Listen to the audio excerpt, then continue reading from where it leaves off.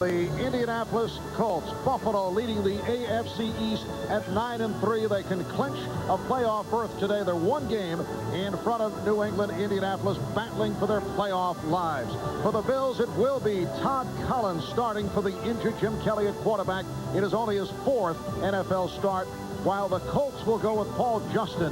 For the injury hit Jim Harbaugh, Justin making only his 2nd start in the NFL. That's the setting for this matchup of two teams that have been touched by assorted injuries. Hi, everybody. I'm Marv Albert along with Sam Weish. And as we reported earlier on the pregame, Buffalo missing 4 of its key players, including Jim Kelly, out with a hamstring injury. And Jim will be listed as the emergency, the 3rd quarterback, but also sidelined along with Kelly, Thurman Thomas, Steve Tasker, and Bryce Popp. Of most significance, though, will be the play of the 2nd-year man out of Michigan, starting at quarterback for the Bills, Todd Collins. And with that, we'll see a glimpse of the future and a full look at it. I'm sure we'll see everything the Bills have, including the no-huddle. Smart quarterback, quick decisions. Marv Levy thinks he's a poised player. And the Colts, a club that opened up at 4-0. Since then, they have dropped 6 of their last 8, and Sam, they have been just decimated by injuries. Well, they have, but the key today is Marshall Faulk. He's got to have a good day. He's playing with one of those injuries, a bad toe, and he's playing behind an offensive line that should not stack up against the Buffalo Bills defensive line. But somehow he's got to have one of his best days. All right, so coming up, it is the Colts and the Bills, and that is Captain Comeback. Jim Harbaugh hobbled by a knee injury, but he is in uniform and is listed as the emergency quarterback for the Colts. Back at the Dome in a moment. At the Principal Financial Group, you'll find the strength of our... Back at Indianapolis, we're getting ready for the kickoff. The Buffalo Bills and the Indianapolis Colts. 71-year-old Marv Levy. He'll be 72 next August. Seems to be greater appreciation for Marv and what he has accomplished.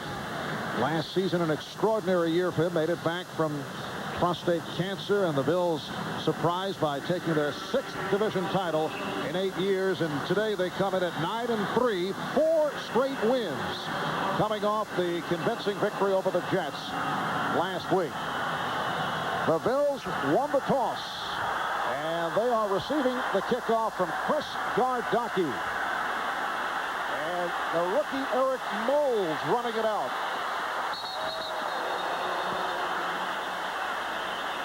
A 25-yard kick return by Moles. And this is Todd Collins stepping out. Last season as a rookie, appeared in 7 games, started once. He has Derek Holmes for the injured Thurman Thomas. Moles, Reed, and Early are the receivers, along with the tight end Johnson. The offensive line with John Fina making his return. A return last week, sat out with turf toe. Excellent offensive line, Brown, Hall, Ostrowski, and Parker, as the Bills start out from the 23-yard line. And here is the screen for Holmes. Picked up a blocker and picks up yardage across the 40-yard line. Taken down by the strong safety, Ray McElroy. And the Bills get right to it. That is a 20-yard pickup, and as you mentioned, Sam, they go right to the no-huddle. I don't think they're afraid of this at all with Todd Collins at quarterback. He has played the no-huddle, did last week a good bit. This is nothing new to him, and a good start. First down at the 43-yard line, and here's Holmes. Derek Holmes, in his 2nd year out of Portland State, a 7th-round pick last season. A terrific pickup by the Bills. A check of the Colts up front, the one change, and it's a key one. Steve Martin, the rookie from Missouri, playing for the injured Tony Siragusa. That's a major loss. Harrod is back, as you see the linebackers. Holmes is stopped by one of those linebackers, Quentin Coriat. So Jeff Harrod, who missed the last 2 games due to a dislocated elbow, and he has Coriat and Grant on the left and right side. Really, both of those linebackers are in on that, along with Tony Bennett. And without Siragusa, the linebackers have to play a bigger part in stopping that run. It is a 3rd down and 4.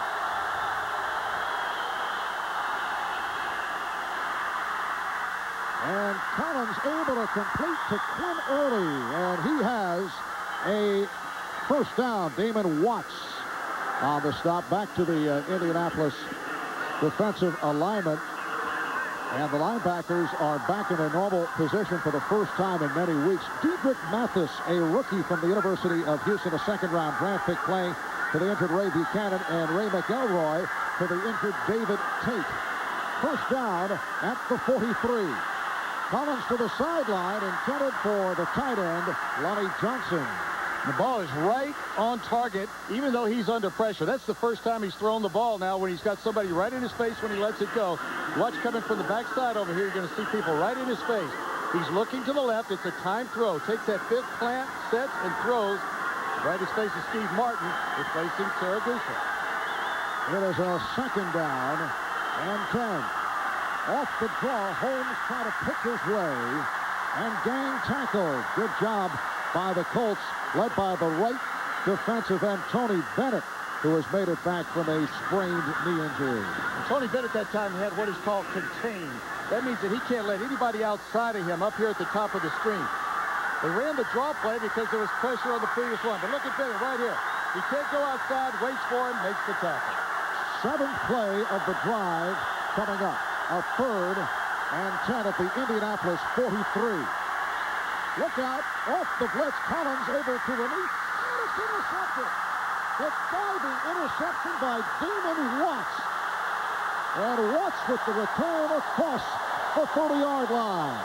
Oh, they were coming at Collins, and he thought he was able to fire it downfield, but obviously not far enough. Well, you know, when you got somebody in your face like that, there was nobody blocked on the right side. He needed a hot receiver. A quick receiver is a short throw, not a long one.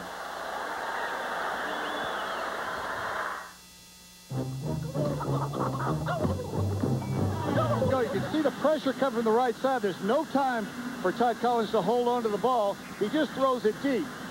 Andre Reed right here gears down a little bit. Damon Watts doesn't. Damon Watts on the very first play was very fired up, ripping the ball away from his tackle. This is going to be one of those ball games where these kind of plays have to make a difference. And there is Todd Collins, who was just picked off for the third time this season. The Colts, not a team that forces many turnovers. In fact, that only their 8th interception of the season. Only New Orleans has fewer. And the Colts take over from their 32-yard line. It's Falk on a slant. Marshall Falk stopped by Chris Spielman. Trying to look at the Indianapolis offensive alignment. Paul Justin, the second-year man from Arizona State. At quarterback, Marshall Falk, who has been very disappointing, bothered by that dislocated toe. Cliff Gross, first-year player from Texas A&M, is playing for Zach Crockett, and that has also been a factor. They're just not getting the blocking, and the offensive line has not played well. And there's some changes today. Jason Matthews moves from the right to the left side. Big hole, though, for Falk. As I say, the offensive line has not played well. They look very sharp right there. Rogers and Scholes make the stop. It is a 10-yard advance and a first down for the Colts. Well, you can't get much stronger than this trio. Phil Hansen, Ted Washington, and Bruce Smith. Smith with 11.5 sacks. David White playing for the injured Bryce Pop. Spielman, Maddox, and Rogers, the other linebackers. And the one change in the secondary for the Bills in recent weeks, Matt Stevens, the rookie from Appalachian State, playing for the injured Henry Jones. A first and 10 at the 46-yard line. The tight end Pollard in motion. And again, it is Falk tried to get to the outside and picked up short yardage. Met by Mark Maddox, the inside linebacker. You know, a lot of things going against Marshall Falk. The turf toe, playing on AstroTurf a lot as he does, playing in the dome here, as well as the offensive line, the injuries and the shifting around, but also losing Roosevelt Potts early in the year. And then, of course, Zach Crockett going out to an injury. You can see that as he started out in 94, 4.1 is a good average per carry. At 1,200, 1,300 yards is a lot, but down to 2.7 per carry coming into today. Yes, over those first 2 years, he had established himself as one of the premier running backs in the league, but it's been a nightmare this season. A 2nd and 8, Justin able to elude the blitz. Falk running well. Marshall Falk continues to run well here in this opening quarter. Phil Hansen able to make the stop. 12-yard pickup off the pass, but wait a moment. Penalty marker is down. And they're going to call roughing the passer on this one. Watch Marshall Faulk right here. He's going to block to his left. He's only going to brush, though. Unnecessary roughness on number 51. Roughing the passer. 15-yard penalty. First down. Roughing the passer will add 15 yards on the very end of that. Now, that's just a screen play. Marshall Faulk right here. You're going to see Marshall brush the receiver, and then he comes out as the rusher, and then he becomes a receiver. You can't hit that quarterback. They're protecting him. Every week that we watch a football game, Marv, I think they're protecting the quarterback more and more. David White, number 51, called on the penalty, and it is a big gainer for the Colts. They now have a first down at the Buffalo 25-yard line. Lamont Warren in the backfield and gets the handoff and slashes his way inside the 20, tripped up by Mark Maddox. And the Colts are doing a good job of alternating their personnel. Cliff Gross is coming back into the lineup now along with Marshall Faulk. On the play before, they had 2 tight ends in the game with Lamont Warren in the backfield. This causes defensive problems for the Buffalo Bills because they're not looking at the same formation. Defensive coordinator Wade Phillips signals it in the plays, but he can't do it until he sees the personnel on the field. 6-yard pickup for Lamont Warren. And a 2nd and 4. Good drive here by the Colts. They're at the Bills' 19-yard line. Off the pick. It is Faulk. Got to cut his way. A short pickup for Marshall Faulk. Sam Rogers and David White involved on that tackle. The Colts have certainly had their share of problems inside the red zone, inside the 20-yard line, particularly the last 6 games. Those are not good numbers in terms of touchdowns. You know, points are one thing, but touchdowns make the difference in wins and losses. And Harbaugh's going to be in this ball game mentally. He won't be in it physically unless there's a dire emergency, but I'll bet you when Justin comes off, Harbaugh's the first guy he talks to. On a 3rd down and 2 at the 17-yard line. It's Aaron Bailey in motion.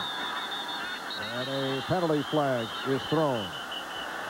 A little too much time at the line of scrimmage, and after a long play, sometimes the quarterback loses track of that 40 seconds. Game, offense, 5-yard penalty, 3rd down. Well, the call from the referee, Jerry Markbright, and they will push it back.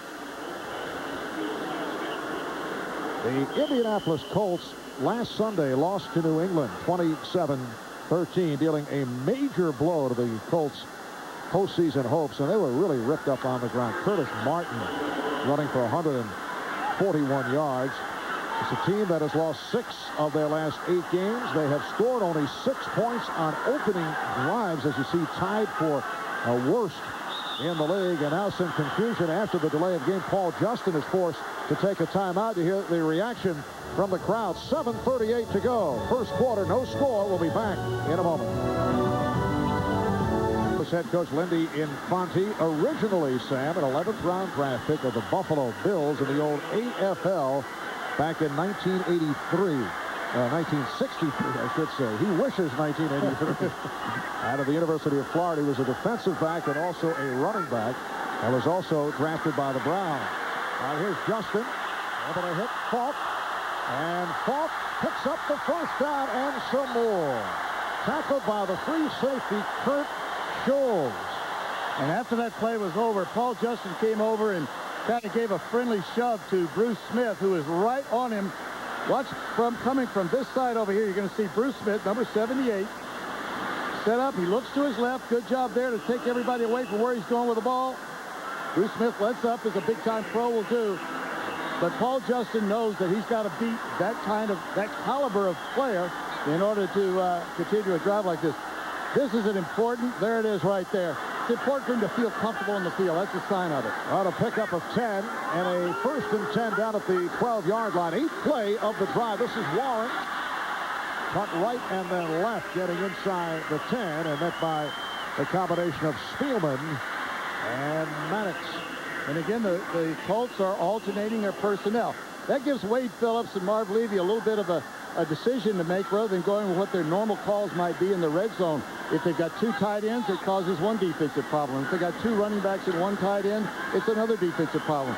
But with 59 yards already on the on this drive, the Colts have started the way they wanted to. And a drive that was set up by the interception by the left corner, Damon Watts. 2nd down and 7. And here's Warren with acceleration, banging his way inside the 5-yard line. You know, Lamont Warren and Marshall Faulk are using that acceleration. They have to. They've got to get up into that line quickly against this 3-4 defense of the Buffalo Bills. The nice thing is when Marshall Faulk is running, he doesn't look like he's favoring a toe. And, of course, Lamont Warren has no reason to. He just loves getting a chance to play behind Marshall Faulk. Lamont Warren, his 3rd season out of Colorado. He has been primarily a backup running back and kick return man, a native of Indianapolis. 3rd and 2 down at the 4-yard line. 5.5 to go in the first quarter. We have no score. And it is Warren. And looks like he picked it up. Maddox and Scholes try to stack him up, keeping him away from the marker. It is a 1st down for the Colts. It'll be 1st and goal. And it looks like Warren is shaken up. They're moving Bruce Smith around. He's not lining up at the defensive right end opposite Matthews. Jason Matthews playing left tackle tonight as he did this afternoon, as he did last week. They don't want to have him game plan. They want to force the Colts to find him on every snap. I'm Tiger Woods. I'm Tiger Woods. I'm Tiger Woods. The Colts locker room looked to be a knee off that last run. And we'll pass on a report as soon as it comes across. 11th play of the drive. The Colts now have a 1st and goal just outside the 1-yard line. And it's Faulk. No indication. We'll have to see where they spot it. The Colts feel that he got the ball across the plane of the goal line. Cliff Gross was the lead blocker. Had 2 backs in the backfield and 3 tight ends that time. Goal line offense. And it is apparently just shy of the goal line. Just a straight lead block, lead play. All teams have this around the goal line. This is muscle against muscle. And the percentage is take the shortest route to that goal line. You only have to make 1 yard. And the Colts continue to do it on the ground against this excellent run defense. And here is the leaping attempt. Touchdown! Marshall Faulk able to take it home for his 5th touchdown of the season. You know, one of the toughest things to do is to jump if you've got a bad foot or an arch or a toe. I'm sure he leaps off of the good one, but as you see him, he is a good 3 yards deep. All he has to do is cross that white line. He does it cleanly. 12 plays, 68 yards. And the Colts have the football 7 minutes and 42 seconds. It began with the interception by Damon Watts.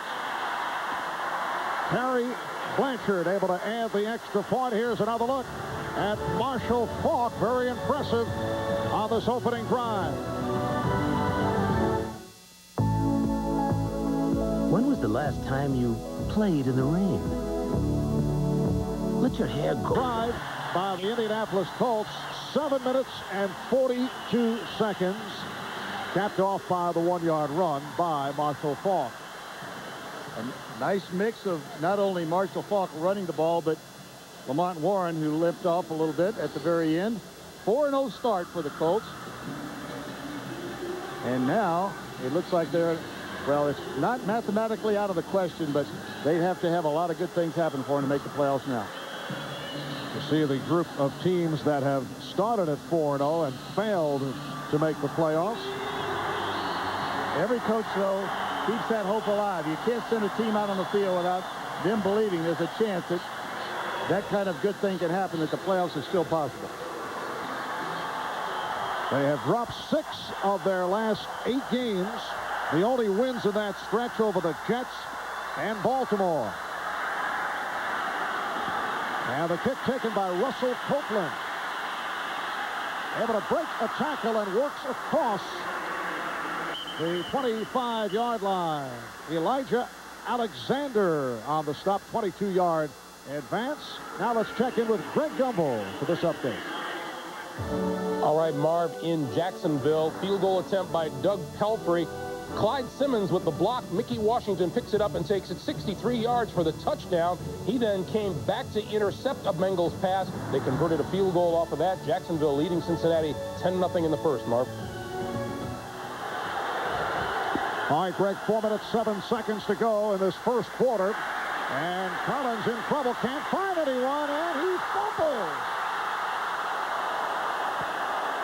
Looked like Kent Hull was able to cover it up. Todd Collins off to a very difficult start.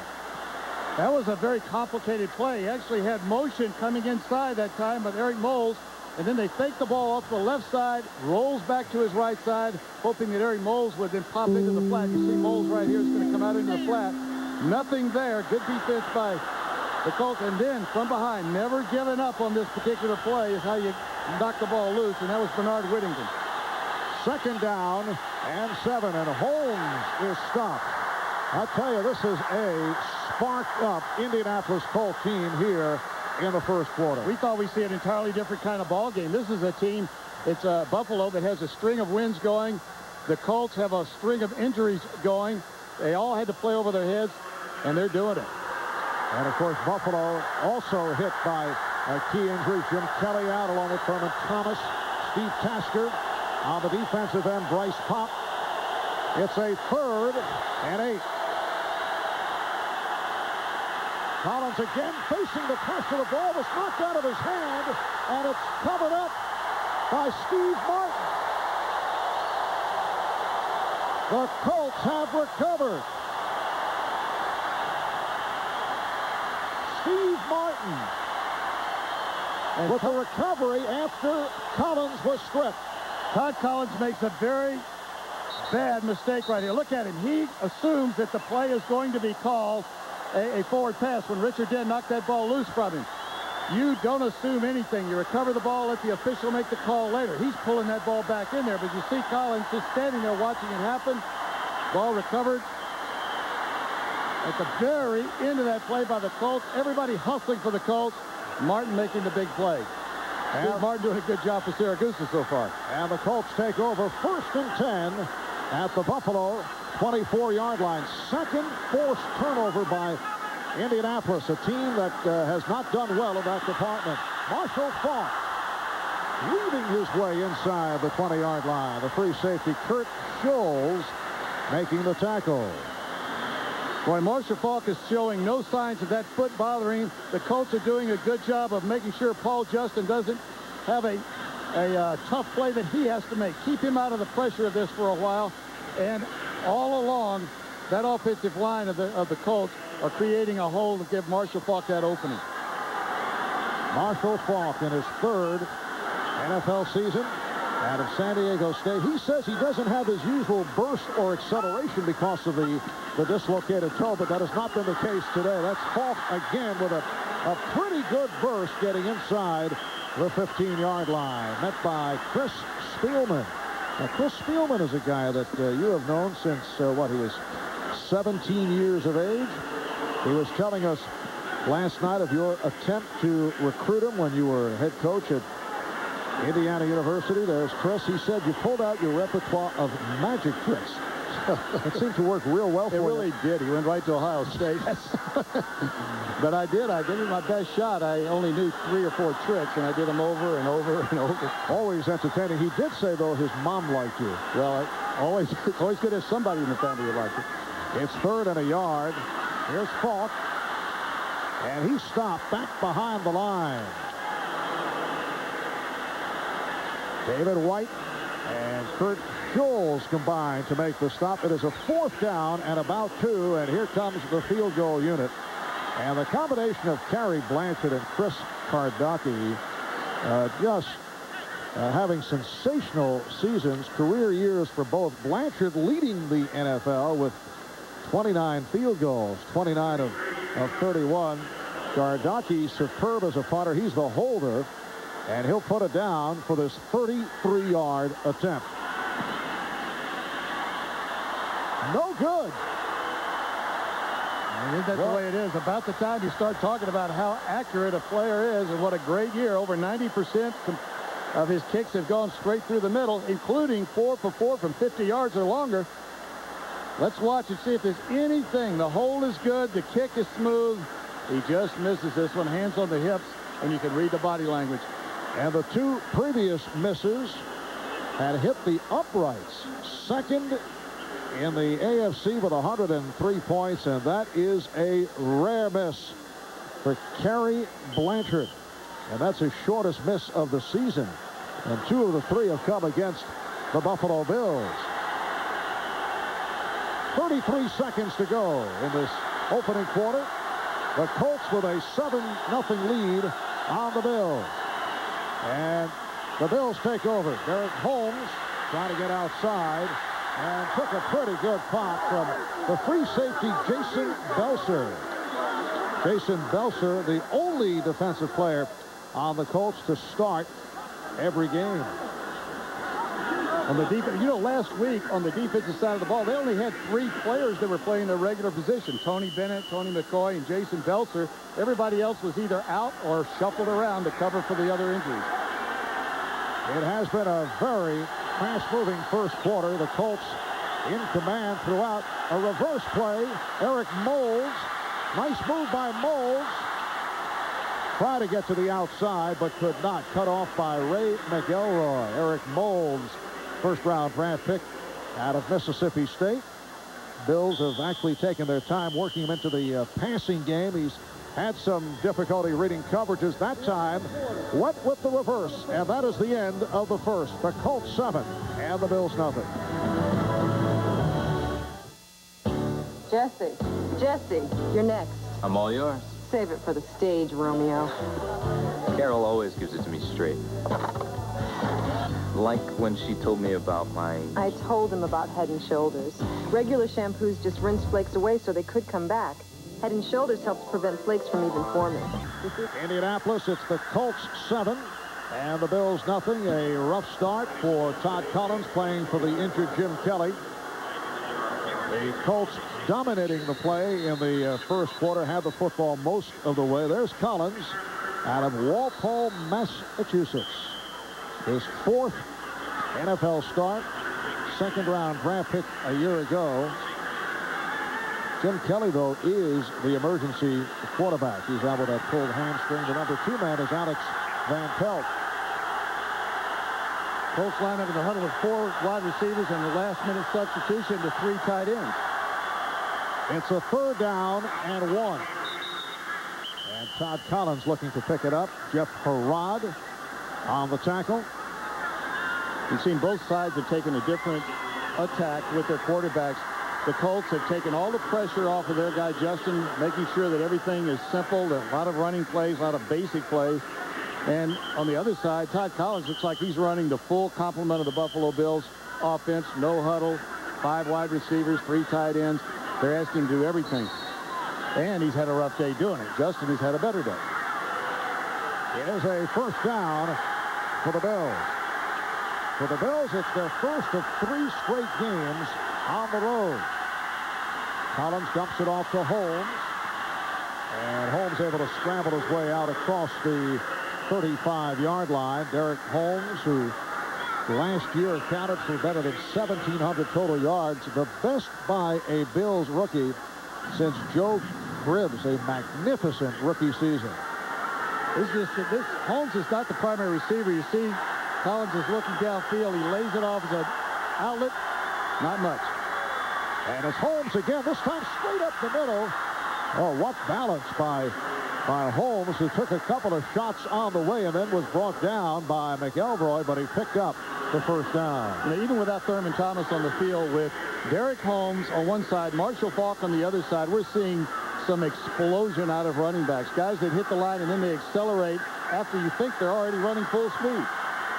1st down at the 45-yard line. That's Reed in motion. And it's Reed on a reverse. Tried a head fake, but it did not work. He stopped at the line. Eugene Daniel, who is back in the starting lineup for Derek Frazier at right corner, was able to make the stop. That's the second reverse over the last 4 plays by the Bills. And really, when the corner is coming up, and you'll see as the reverse starts to happen right here, the corner has to be contained at the very end of it right here. He stays home. The linebacker stays home. There's no place to go. You don't run the reverse unless you've got a lot of flow by the defense. They're chasing, and therefore you counter with a reverse. Moles is to the right. And Bender in the backfield. Collins looking to swing it out to Bender. And a flag is thrown. See, Jerry Markbride is telling him you threw it straight into the ground, even though he was in the direction of a receiver.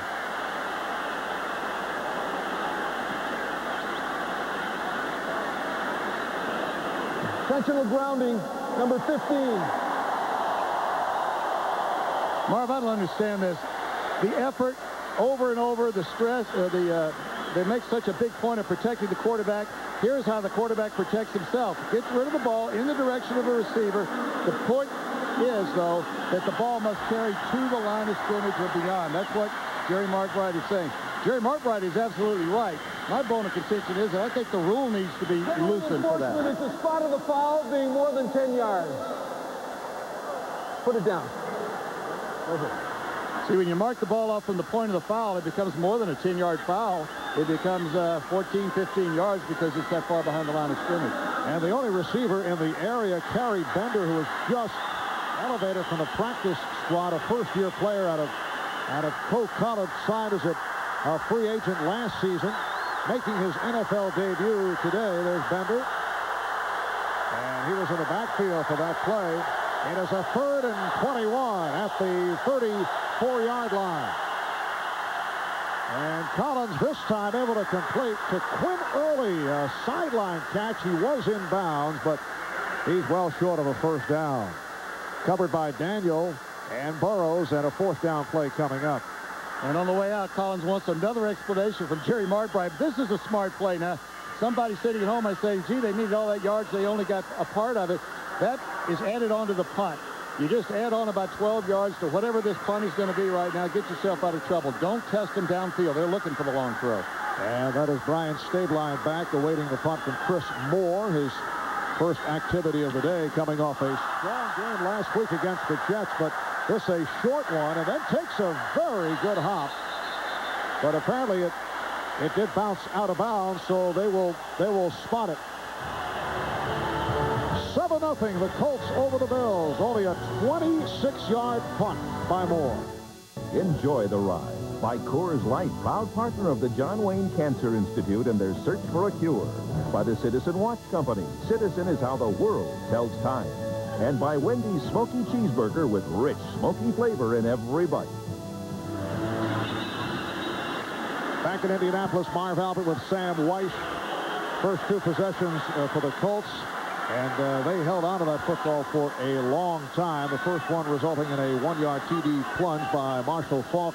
And the second, a missed 33-yard field goal by Terry Blanchard. Here's Justin firing downfield for Harrison.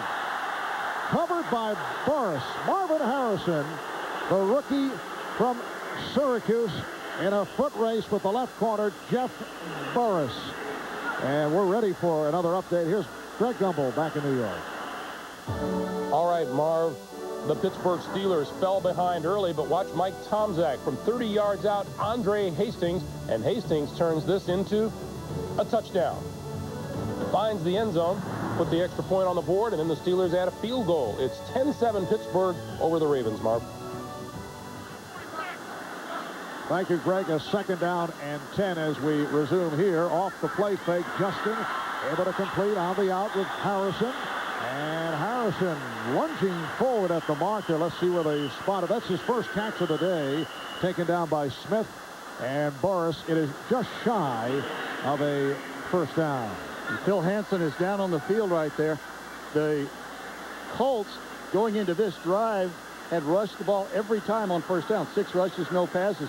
First down this time, they fake the run, throw the ball deep, incomplete, come back with another fake on this one.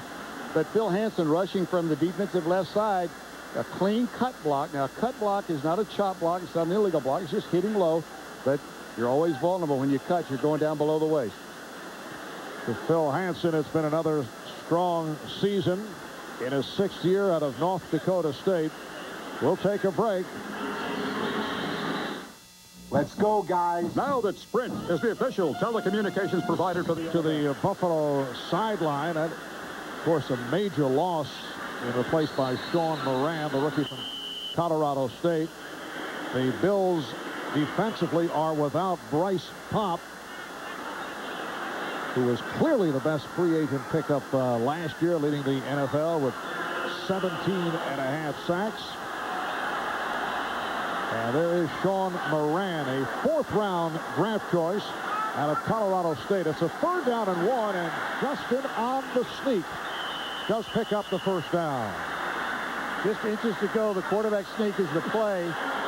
The Buffalo Bills now are really dipping in. We're talking to Bruce Smith. He felt like this is the best defense he's played on because of the complement of players, but the complement is starting to wither a little bit here. Coming into the game, it was thin, but now the injuries are piling up. Wade Phillips has done a tremendous job here. Defensive coordinator Wade Phillips. Bruce Smith telling us last night that collectively he feels it's the best defensive unit that he's ever been a part of, and he says he's having the most fun he's ever had in the NFL. 1st and 10, and it is incomplete. Matt Stevens on the coverage. Pass intended for the tight end, Ken Dilger. Matt Stevens playing for the injured Henry Jones and has done a very fine job. And Bruce Smith is going to get a little lecture here at the very end of the play right here, coming from this side. Quarterback drops back. Now watch Smith right there at the very end. You see him kind of come down low. He actually hits above the waist, but he slides down below. The referees in the league have obviously been given a message to protect the low hits. That one wasn't a low hit, but he wanted to make sure that Bruce understood it was close. 2nd and 10 from the 40. He dropped by Justin. He went for the screen. Falk in the open field. And Falk able to run it back to the 47-yard line. Stopped by Chris Spielman. And Bruce Smith now shaken up. And he's motioning for some help. Bruce Smith was just let go. You're supposed to block for an instant and then let people in there. But if I was Paul Justin, I'd say, would you mind letting somebody else in beside number 78? But right here at the very end, clean hit. He doesn't go for the head. He doesn't hit him low. Just pulls him on down. It looks like that maybe Justin came down on that thigh or that growing area right there. And you don't know whether you're hurt badly for about 3 or 4 minutes after an injury like that. Well, the Buffalo Bills have to be saying, what is going on? First, Hansen goes out. Now Smith. And Sean Price has replaced Smith. It will be a 3rd down and 2, but first a timeout is taken by the Colts. That's their 2nd timeout. 10-17 left. First half.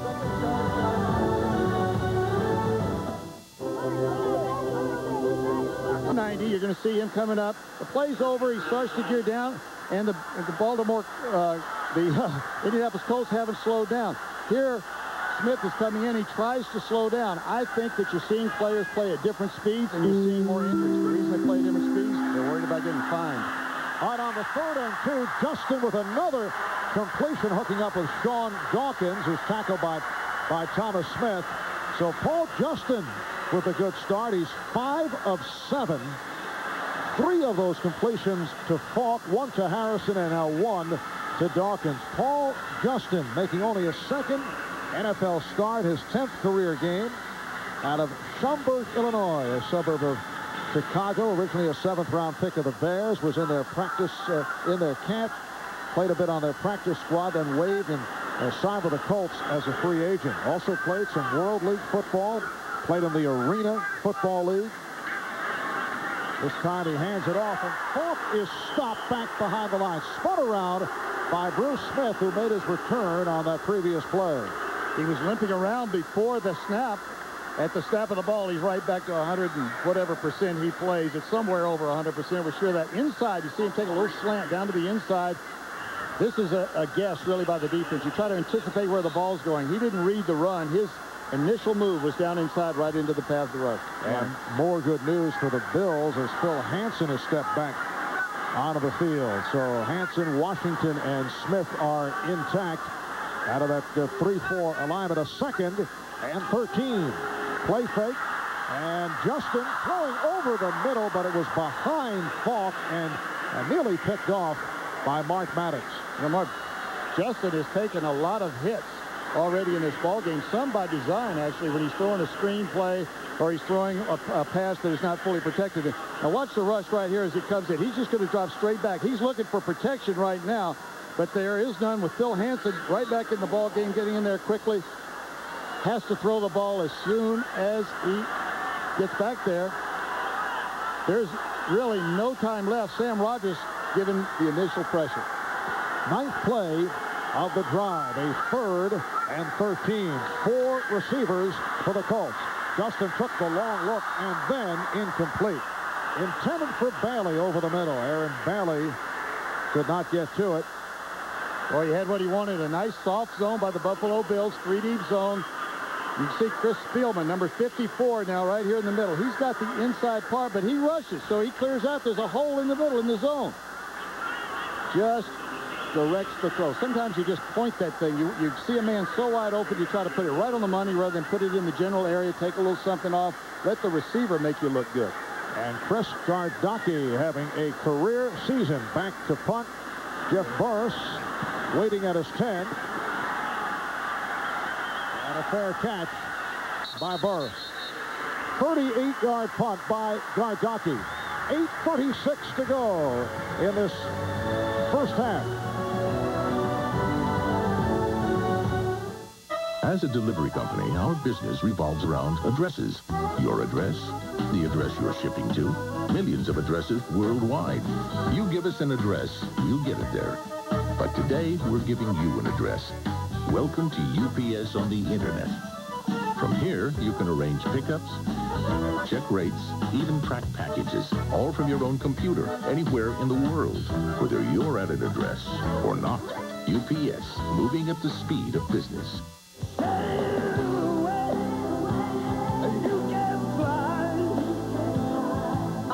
Beck's, the original import.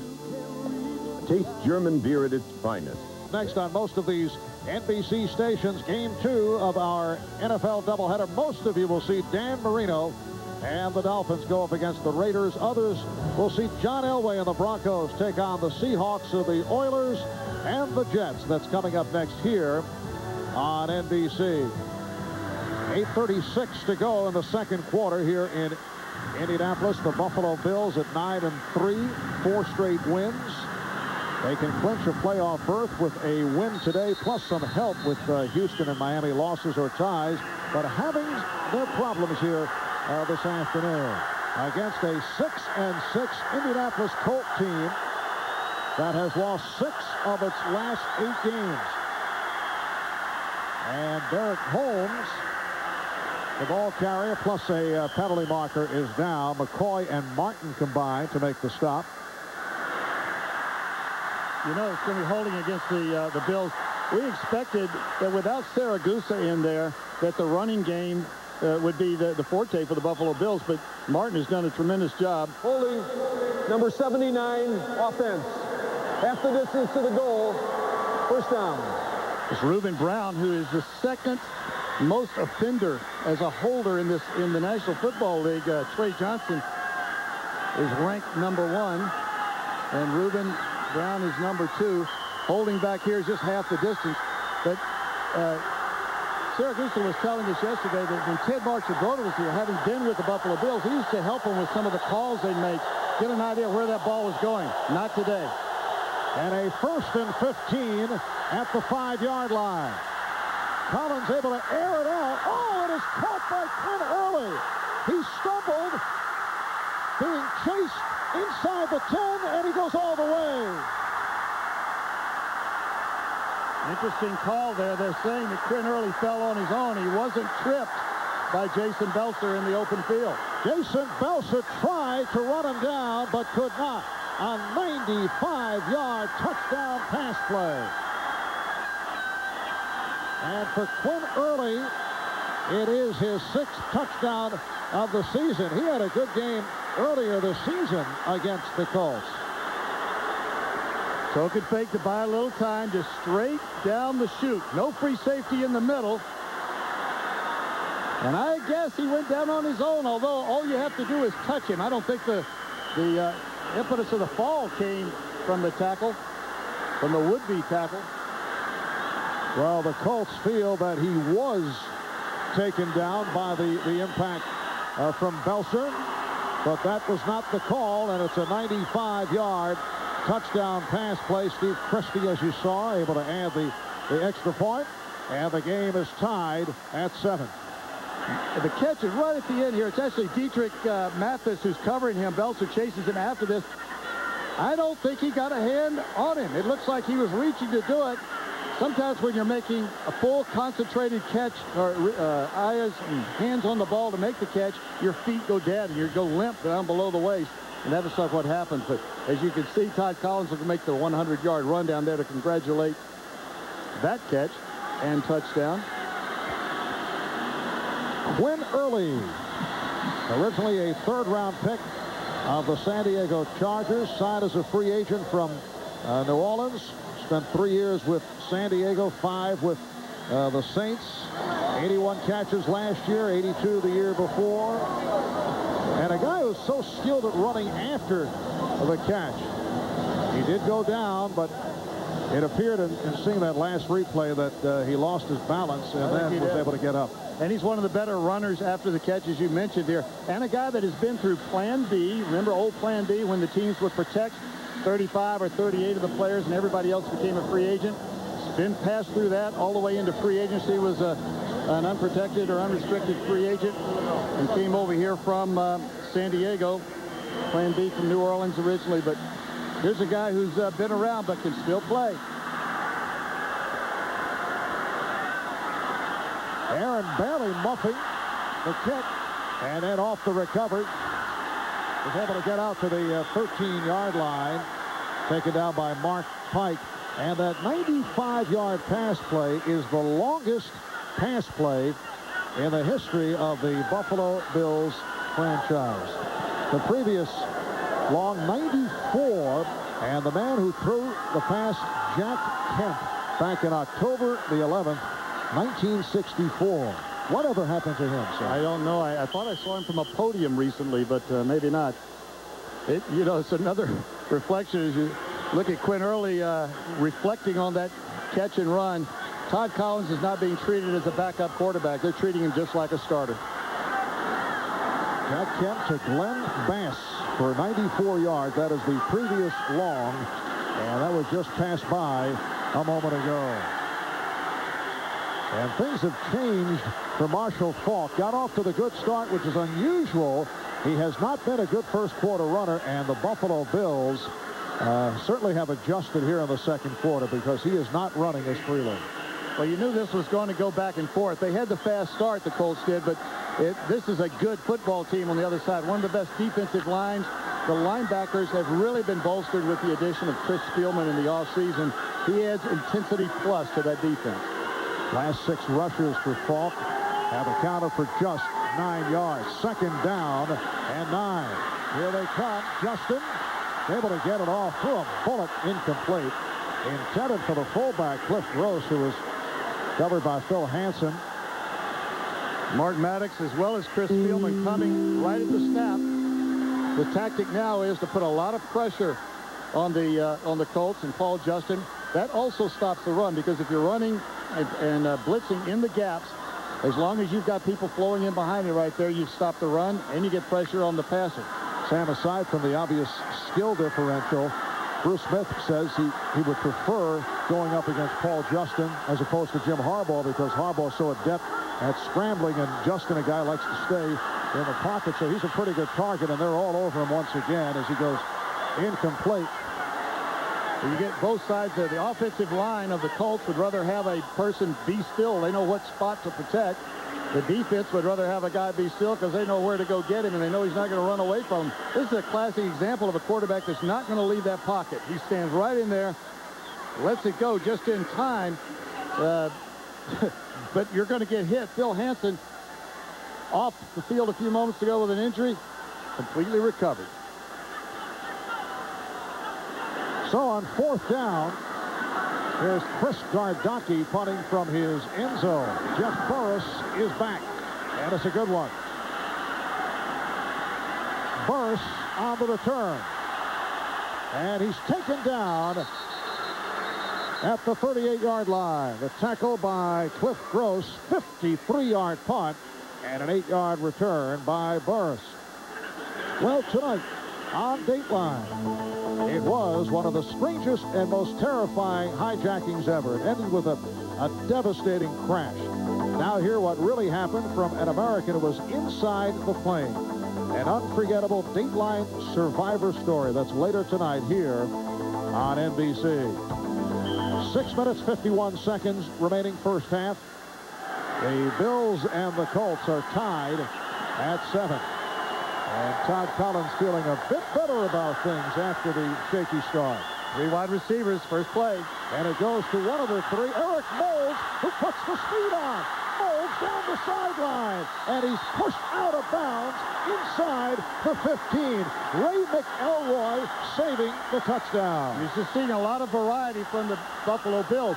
Their offense hasn't slowed down at all with Todd Collins in there. This is not a screen. It's just a quick throw to the outside, leaving Moles one-on-one on the outside in his pure speed. This is their #1 draft pick. He really hasn't mastered this offense the way they want him to, but if they can get him plays like that, that's how they'll feed him into the offense. And it's a 47-yard pass play. See all the movement, and the flags come flying. So the last 2 plays, the Bills have combined for 142 yards. The 47. Number 70, offense. 5-yard penalty. First down. Penalty on the left tackle, John Fina. So the 47 yards plus the 95-yard touchdown pass play. Just a quick little, well, this is going to be the movement by everybody on that play. Sometimes you get up there and you want to go on a quick count just to get right back into them. If the quarterback clears his throat, everybody moves. John Fina back after sitting out last week with turf toe. And a 1st and 15. Straight ahead move by Holmes. Finding the hole and works his way down to the 6. Well, the wake-up call came in the second quarter for the Buffalo Bills, but they are a different team. They tied the game at 7 and now looking to take the lead. And you see, this is Hull right here and Reuben Brown right here, not holding this time. Well, maybe a little bit holding, but this is just a straight run up the middle, bend back if you have to. Buffalo Bills basic offense. And a 2nd and 1. And Holmes is stopped. Stopped by McCoy.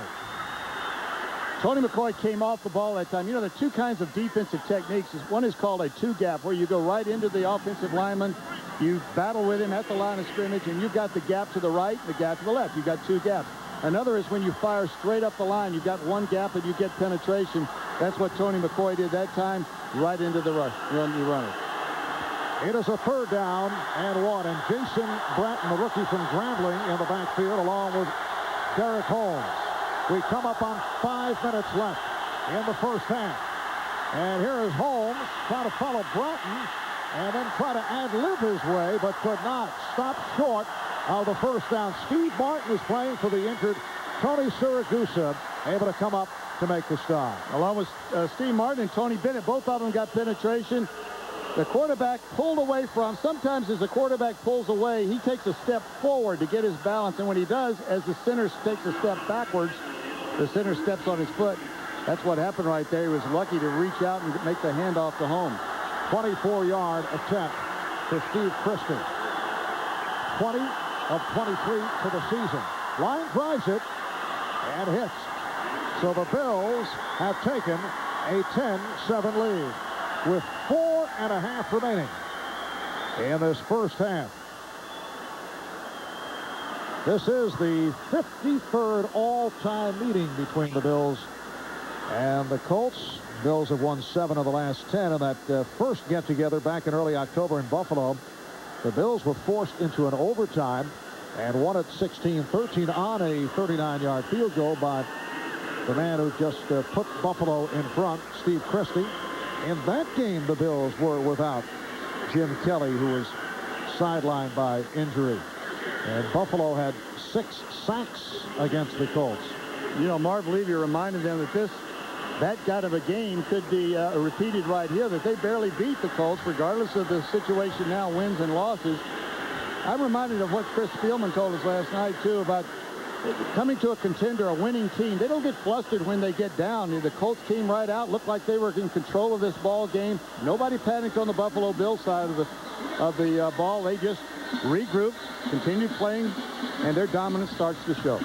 And you can see how they have turned it around. Chris telling us very businesslike, very professional situation, particularly when they go in at halftime, and he made reference to the game. The New York Giants yes, game against the Giants opening day when they were down 17-0 and were able to turn it around and win in overtime. But he said no screaming at all in the locker room at halftime. They just came out, did what they had to. Aaron Bailey on the return. 26-yard kickoff return. Late flag right at the end.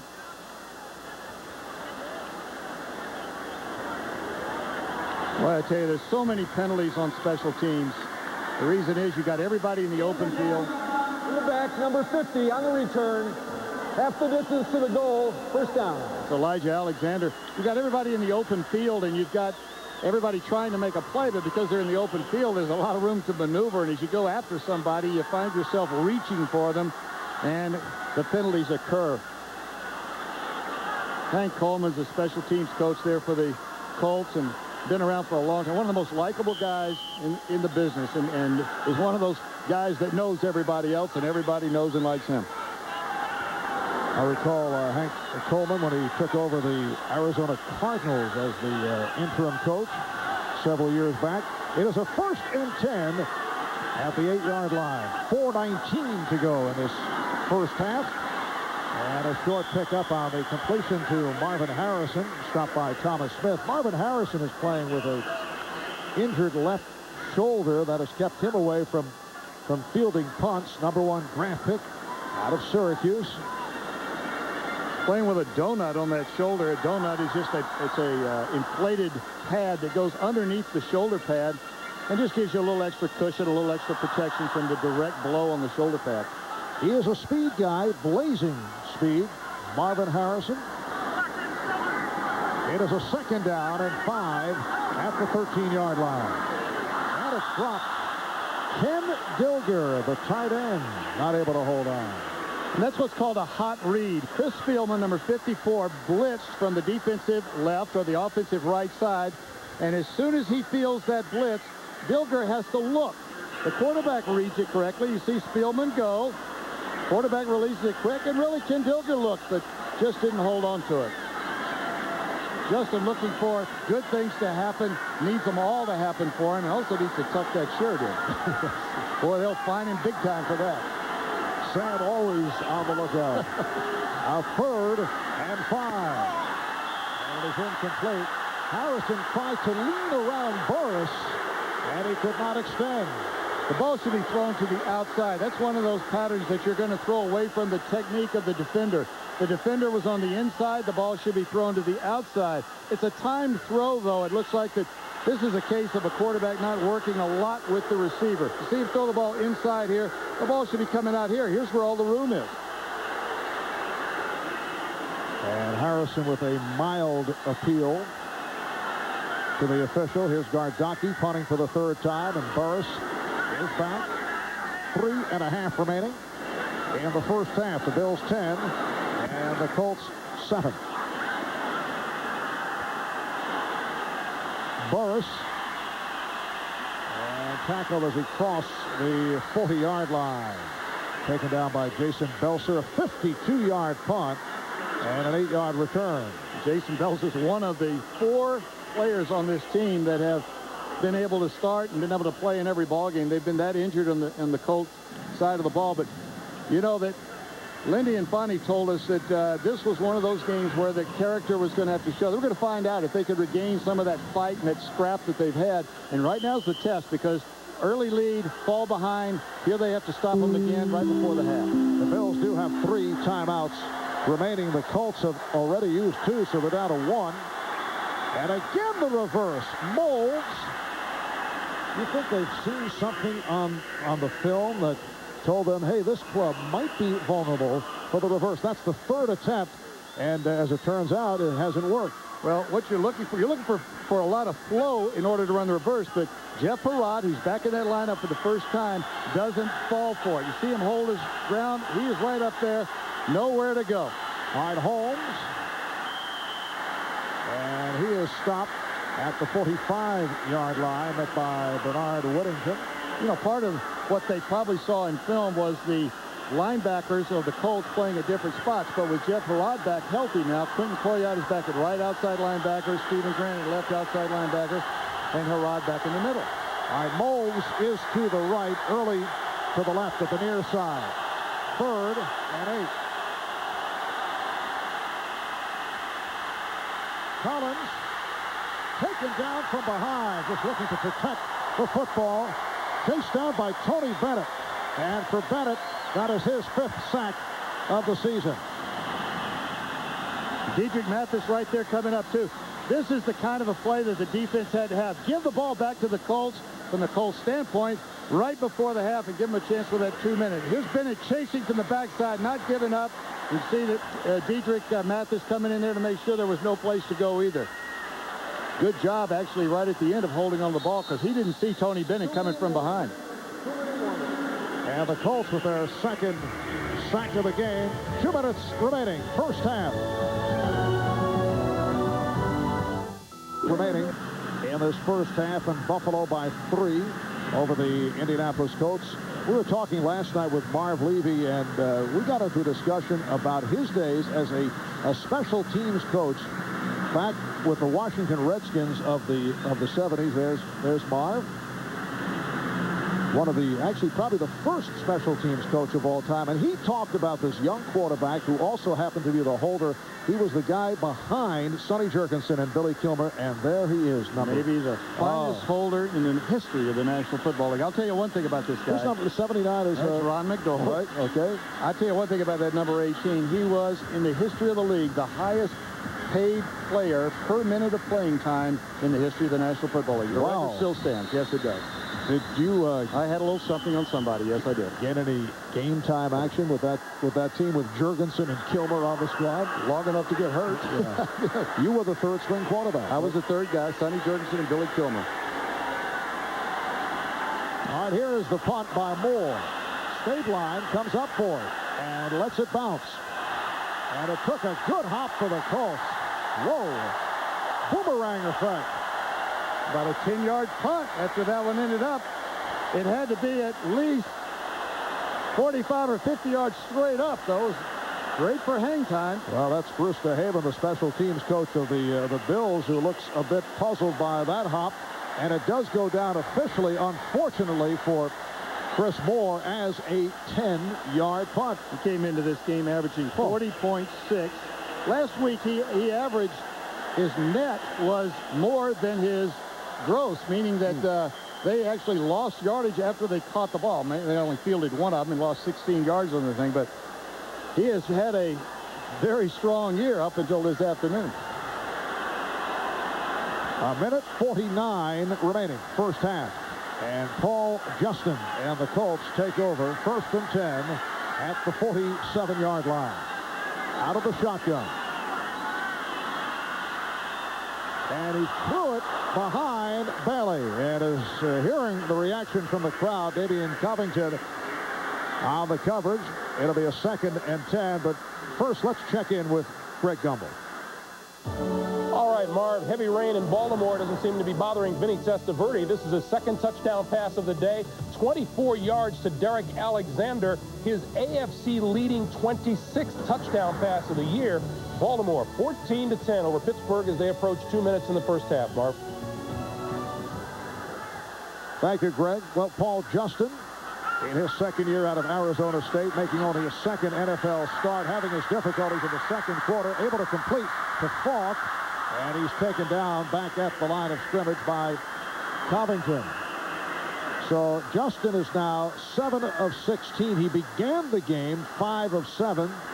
He is connected on only 1 of his last 8 attempts. And they're having to make the quick throws. They can't sit back there. They're just not able to hold Bruce Smith out. Actually, David White has been in there on almost every snap They're playing a lot of linebackers. Chris Spielman's still in there. Damian Covington in there in their nickel. That means they've only got 5 defensive backs with 2 linebackers. David White starting for the injured Bryce Pop. 3rd and 9. 1 minute left in the half.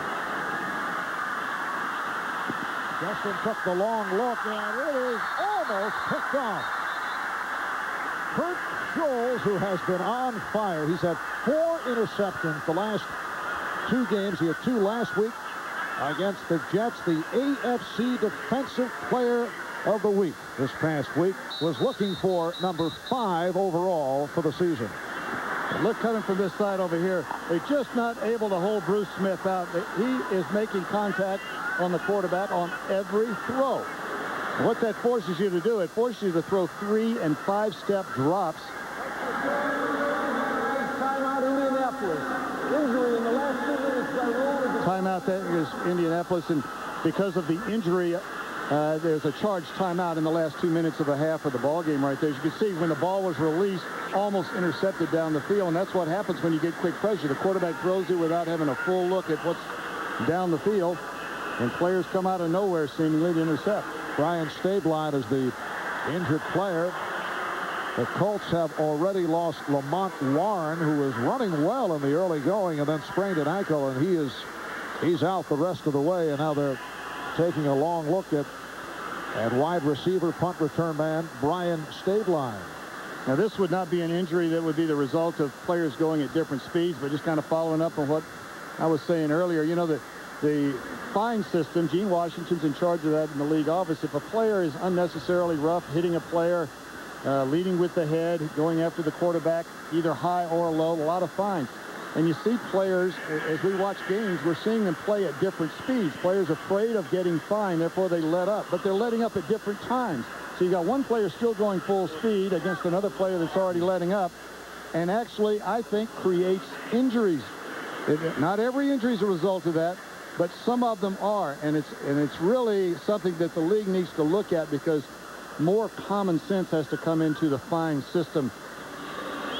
Yeah, obviously. Yeah, Stabline was trying to make that leaping grab and just landed wrong in a that was collision. Two players going 100% right there, full speed. That's not one of those cases. Stabline is a player that is a fill-in guy for them anywhere they need him, as a return man, as a receiver, special teams guy going down on coverage teams. They would lose several spots on their roster when he steps off the field. And Stabline is hearing it as he heads back to the sideline. Coming up at halftime, the Domino's Pizza NFL on NBC halftime report. Greg Gumbel with all the scores and highlights from around the NFL. A talk with Jimmy Johnson. It's all coming up at halftime. Not referring to Jim, don't call me Jimmy Johnson, the defensive coordinator for the Indianapolis Colts. I'm going to tell him you said that.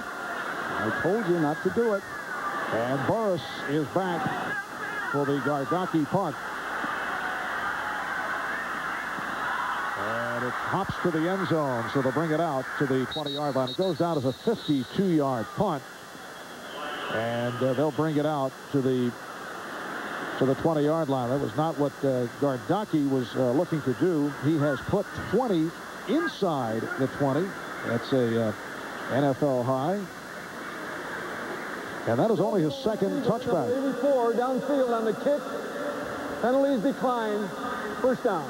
It probably would not have been a touchback, except Marlon Kerner for the Buffalo Bills did a good job of signaling for the fair catch, as if he was going to catch it away from where the ball was going. And so the Colts gathered around Kerner. Once you signal for the fair catch, you cannot block anybody, but you can signal and not catch the ball. So Todd Collins and the Buffalo Bills start out from their 20-yard line. Collins 6 of 9, 182 yards at that big play, the 95-yard touchdown pass, hooking up with Quinn Early. Here's Holmes to the outside. Eric Holmes playing for the injured Thurman Thomas, who is inactive today, stopped by Bernard Whittington. They sent Andre Reed in motion that time and then ran the ball back to the tight end side, hoping there wouldn't be any force. That ball was probably designed if not specifically to bounce outside, a good chance to. And there's Thurman Thomas working the sideline. Penalty marker was down. Still be first down. Well, I didn't get all of that one. It looks like it's going to be a 5-yard penalty against the Colts. And it's marked off from the point of the penalty, and therefore it's 1st and 1. Love those situations from the sideline when you're calling plays. Clock was stopped with 33 seconds remaining in the half. That is an unusual scenario. A 1st and 1 for the Bills at their 29-yard line.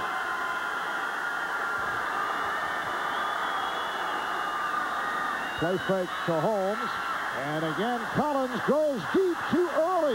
And it's picked off. Once again, Collins looking for early downfield, but Eugene Daniel comes up with the interception, and for the Colts, their 2nd interception of the game. And Eugene Daniel's 3rd interception of the season. Straight go pattern or fly pattern, up pattern is his call. Just a token fake from the quarterback. You can see the outside release. Daniel has the inside position. The ball drops inside. Just a straight sprint up the field. If the ball is thrown deep enough, the receiver can box him out. The ball wasn't quite thrown deep enough. Of course, Todd Collins at the other end of that 40 or 45-yard throw. Kind of a different dimension for the Buffalo Bills with a quarterback firing deep downfield, but he's been picked off now twice. They're not afraid to take a chance because they think this guy can perform that way. On this side of the ball, though, I think we'll see a more conservative approach. And a first down at the 24-yard line. Justin was able to get that off on the screen. Time is running down as Falk was stopped by Hansen. Clock is running. The Colts do not have any timeouts remaining, so that will do it. And they had to take a chance on a sure throw rather than run the risk of anything. They've been getting too much pressure on Justin all day. So at the half, it's the Buffalo Bills 10 and the Indianapolis Colts 7 in this matchup of two teams that have been hard hit by injury. 3-point lead for the Bills at halftime. Now let's go to Greg Gumbel in New York. This is the Domino's Pizza NFL on NBC Halftime Report, brought to you by Domino's Pizza. For hot and wow, call Domino's. Now. All right, Marv and Sam, thanks very much. Welcome back to our studios here in New York, everyone. I'm Greg Gumbel, along with Chris Collinsworth, Mike Ditka, and Joe Gibbs. Let's run down scores and highlights for you. The game that you are watching at the break. The Buffalo Bills with a 3-point lead on Indianapolis. 10-7 is the score. Backup quarterback starting for both clubs. Todd Collins for Jim Kelly, Paul Justin for Jim Harbaugh. Scoreless in the first. Collins, problems early on. First quarter, 2 fumbles, and this pick by Damon Watts, who makes the nice diving catch. He returned 20 yards to the Colt 32-yard line. It led to a 12-play drive by Indy, 10 running plays, culminating in Marshall Faulk's 1-yard touchdown. They used 8 minutes of clock. Indy led 7-0. But Collins in the second quarter finally got untracked on this big-time play. Out of his own end zone, he hits Quinn Early on the run. Early stumbles, was not tackled, and then outruns safety for the 95-yard touchdown, the longest touchdown pass in Bills history. Early's 6th touchdown of the season, ties the game at 7. The field goal puts Buffalo on top by a score of 10-7. Joe, you know, this game going back and forth. Todd Collins has had his problems. The only time that he shined was that one play. Well, it's really been the one play in the whole first half for either team, and I'd say we've got it pinpointed at the right place. It's Todd Collins versus Paul Justin, 2 young quarterbacks. Right now, Justin's not got the ball downfield at all. They throw a few screens and wrap it up. That's it.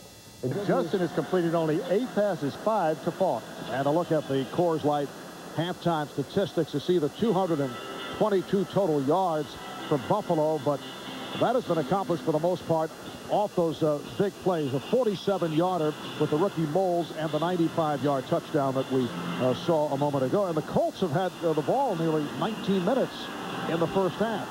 Well, that is an expression of their conservative approach rather than the Buffalo Bills just by doing everything, which includes the big hit and the big throws. You know, one play they completed a pass for 95 yards.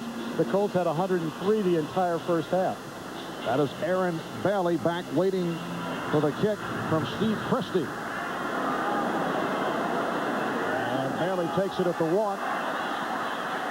Out to the 20. Nice move as he works his way to the 30-yard line. A good return by Bailey. Stopped by the backup defensive back, Eric Smedley. And here comes Paul Justin.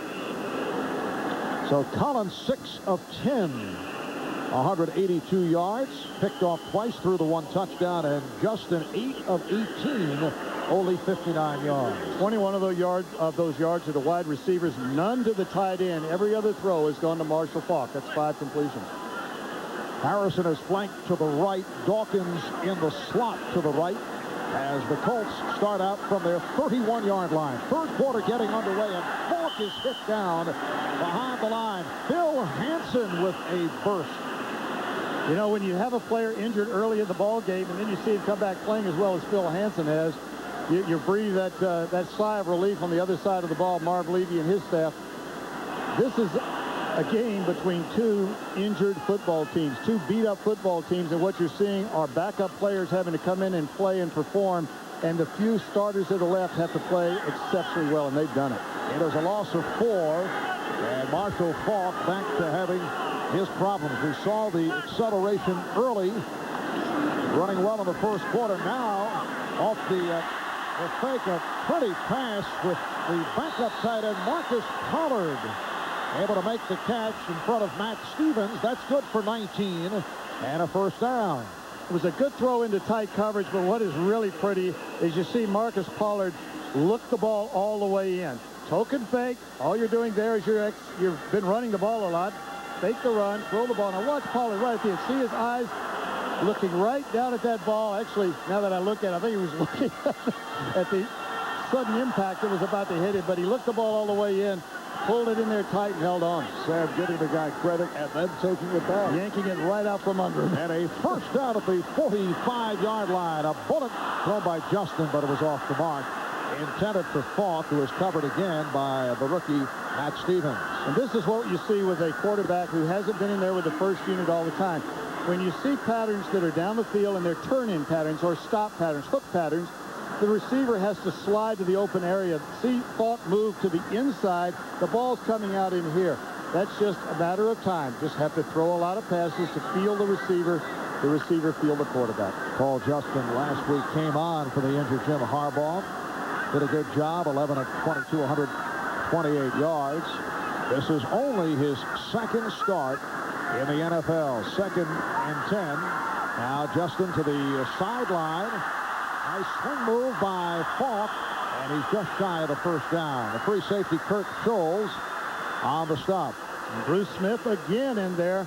Every time Justin drops back, he's seeing number 78 as he releases the ball. He takes that ball back and watches the pressure come from those white jerseys. And the offensive line's doing a good job. They moved him around, but you see the pressure coming from over here. Anytime you see that contact, they're man on man, but they're just on skates. They're getting pushed right back into the quarterback's face. 3rd and 2 at the Buffalo 47. 81 Pollard in motion. And a straight ahead move for the first down by Faulk. Ted Washington, the nose tackle, getting the wraps on Faulk. What a year it's been for Ted Washington. One of the premier run stoppers in the NFL. He's playing with an injured elbow, but people on the Bills saying he is having a career season. It's tough to play one-arm football, too, especially in there where you've got to use your hands to throw the center away. He's going right up. You can see the brace on that elbow, and you can see that the girdle is not part of the repertoire this afternoon. The girdle. The girdle. I'm wearing mine. I don't know why you don't have his on. And a first down play as Cliff Gross is able to break one. Beautiful blocking. Thomas Smith made the stop. Cliff Gross with a 19-yard run. Now the Colts have struggled at the fullback position following that season-ending knee injury to Zach Crockett and the suspension to Roosevelt Potts. But this one of the season's highlights for Cliff Gross. Sure is. That's balance. He did not concede the tackle. When you haven't carried the ball a lot, many times it only takes good contact to bring you down. You don't have to wrap a player up. Not the case with Cliff Gross on that run. First down at the 25. It was Falk. Stopped by Rogers. You know, the Buffalo Bills play a 3-4 defense. Only Carolina and Pittsburgh, the only other two teams in the league, that play a 3-4-3. Down linemen, 4 linebackers. Wade Phillips orchestrating that. And that means that one of those linebackers, in that case it was Sam Rogers, is usually involved in the rush or in close up to the line of scrimmage, making your 4th player so that you've got the right matchup with the offensive line. 2nd and 10. The lone deep back is Gross. Falk now operating on the wing to the left of Justin. Justin looking that way and then taken down. Tripped up by the combination of Bruce Smith and Ted Washington. First sack of the day for the Bills. You know, when you see somebody come through that clean, you know you've got one-on-one blocking somewhere. Now, Bruce Smith, I'm not sure really. I suppose that Jason Matthews was being passed from Doug Waddell. He was passed off. Bruce Smith was passed off to Matthews, but Matthews is way out of position. Straight direct pass to the quarterback. And Ted Washington, of course, made sure that Justin had no place to run. And coming into today, Buffalo Bills leading the AFC with 40 sacks. They've had 18 the previous 3 games. Washington getting credit for that sack. 3rd and 20. And it is completed inside the 15 to Mark Stock. Tackled by Sean Moran. Mark Stock, a 4-year player out of VMI with only his 2nd reception of the season. Blitz coming from this side right here. The 4 down linemen are coming. Here comes 54, Chris Spielman on the rush.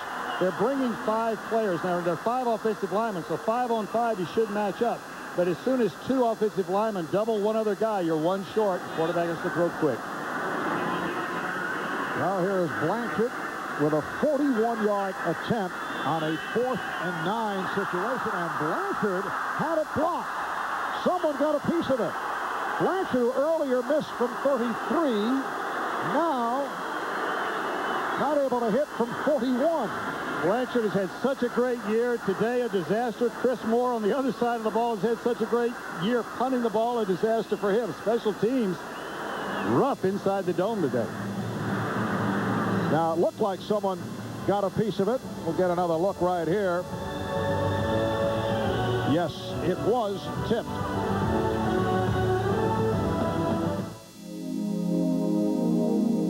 The styling. 9:34 remaining in the 3rd quarter, and Buffalo back to the offense. Derek Holmes with a short pickup, stopped by Jeff Herrod. Well, that last field goal attempt by Cary Blanchard was blocked by Bruce Smith, his 3rd field goal block of the season. And you see, he's just reaching up. All this is anticipation. You try to time the kick. The kick usually is released about 1.2 to 1.4 seconds. You've got to time it. Bruce Smith leading the NFL in that department. Holmes running hard, and he's right to the marker. Free safety Jason Belser on the stop. Chicago and Green Bay are now tied at 7. Detmer has thrown for 3 against the Giants. Minnesota in front of Arizona. Boomer Esiason and the Cardinals were red hot. Had a Carolina in front of your old club, 17-0. Collins taking it by himself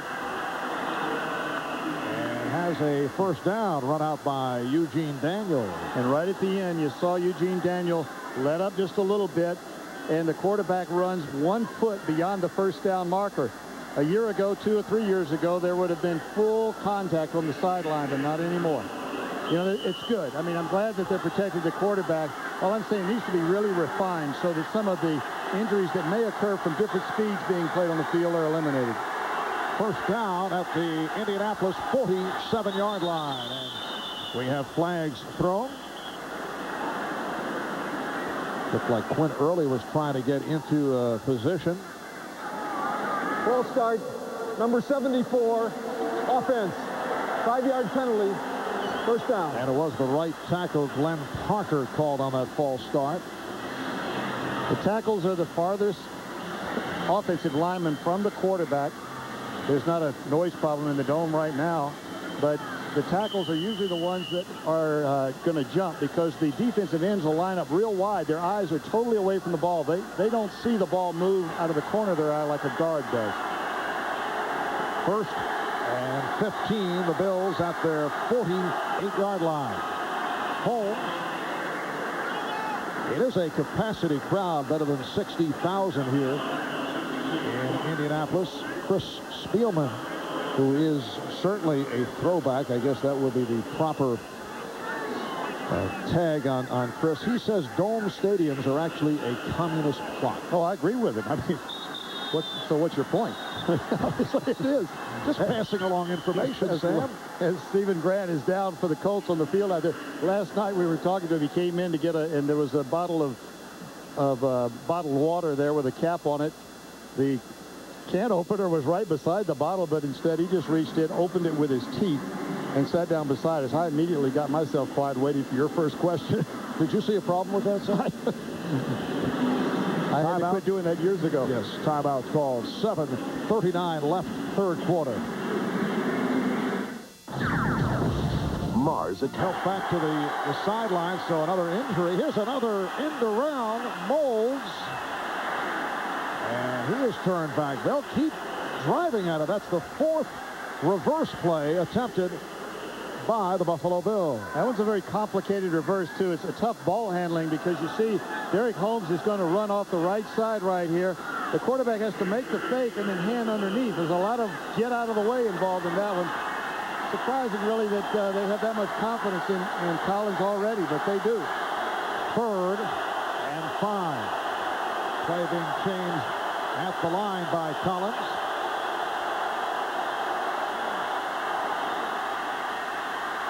And that one got away. A high throw intended for the tight end, Lonnie Johnson. Sammy Burroughs all over that one. The Colts were a little confused on defense that time. They were trying to talk to each other and get everything lined up. You can see that the motion is across the field and their one-on-one coverage there, but they couldn't get anybody. There's really nobody in this area right here. One-on-one coverage, though, by Burroughs. Incomplete pass. That's one of those dangerous spots. If they throw to the right place, it could be a big game. All right, Chris Moore punting to Mark Stock, who has come on for Brian Stabline, who was shaken up earlier. And Stock let it go, and it was downed inside the 5-yard line and then got away. So it ends up in the end zone. Damian Covington tried to keep it away and knocked it into the end zone, and it led to the scramble. But no, I tell you, this is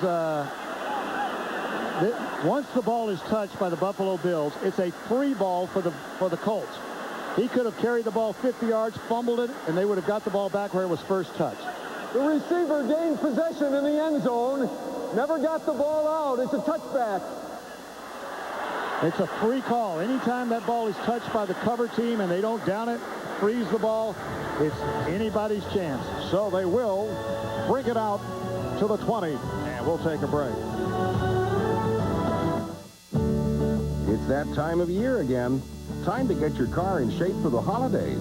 Well, we've got everything on your list at Napa's Season Savings Sale. And there is Mark Stock, who was just involved in that tricky play, fielding the punt. We'll get back to that in a moment. Bills with a 10-7 lead on the Colts. 6:37 left in the 3rd quarter. And a 1st and 10 at the 20. The screen, well, that did not look very pretty, as Pollard made the catch and went down. Justin made another hit. As Mark Stock made a beautiful play on this last, the ball, once it's touched by the Buffalo Bills, right there it's touched, it's a free ball. He can run anywhere. He can pitch the ball back, fumble it. Now he puts his foot on the white line. You'll see him touch the goal line, but he doesn't come into the field of play. The white portion of the goal line is in the end zone. You'll see it right here. His foot there. He's in the end zone still. He does not touch the green, so he can take a knee, gets the ball out to the 20-yard line. Smart play by Stock. And it ended up as a touchback, bringing it out to the 20. Now 2nd and 10 at the 20. This time Justin had some time, and it is incomplete. Or did he catch it on a deflection? Kurt Scholes looking for the intercept, but it is ruled that he was out of bounds. Marvin Harrison couldn't hold on. It deflected away and then was tipped by Smith, and then Scholes looking for the interception, but it is incomplete. The official George Coleman's right on the spot on this one. The ball is thrown deep to the outside, deflected. The pass is ruled incomplete. Incomplete. Both feet are on the white. Good job. And you see the official is right in position to see it, right down the line, right where he's supposed to be. All of those off-season meetings are paying off for him. A couple of close calls along the line. Really are, but it's been very well officiated. And, you know, you hear all the comments about the instant replay. As you review the games, you find out there aren't that many mistakes that are made. It'd be nice to have the fail-safe late in the game. All of a sudden. I'm trying to make some points here. George Coleman, the back judge, was on the scene for that last call. A 3rd and 10. Justin staying in the pocket and then way off. Intended for Harrison. And again, Justin took a pretty good pop. He's getting hit on almost every throw, and they're not holding. He's not holding the ball. They're not calling patterns deep down the field where he's got to take 7 steps. He's taking 5, or he's throwing on time. The ball's already back to him. He sets. This time he has to hold it. But most of the patterns that he's been calling down the field have been patterns that get the ball off quick. He's still getting hit. So Gardocki will punt. Burris is back. And he'll run it. Looked like he was going to call for the fair catch and is able to make the move out to the 42-yard line. A 43-yard punt. And will take a timeout.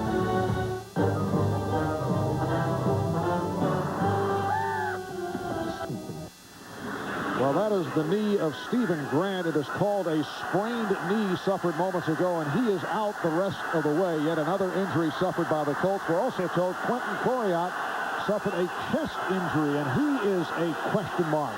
The Bills take over from their 42-yard line, and Holmes tried a one-handed. The screen developed a little late. Tony Bennett rushing from the backside along with Ellis Johnson. There just wasn't time for the screen to develop.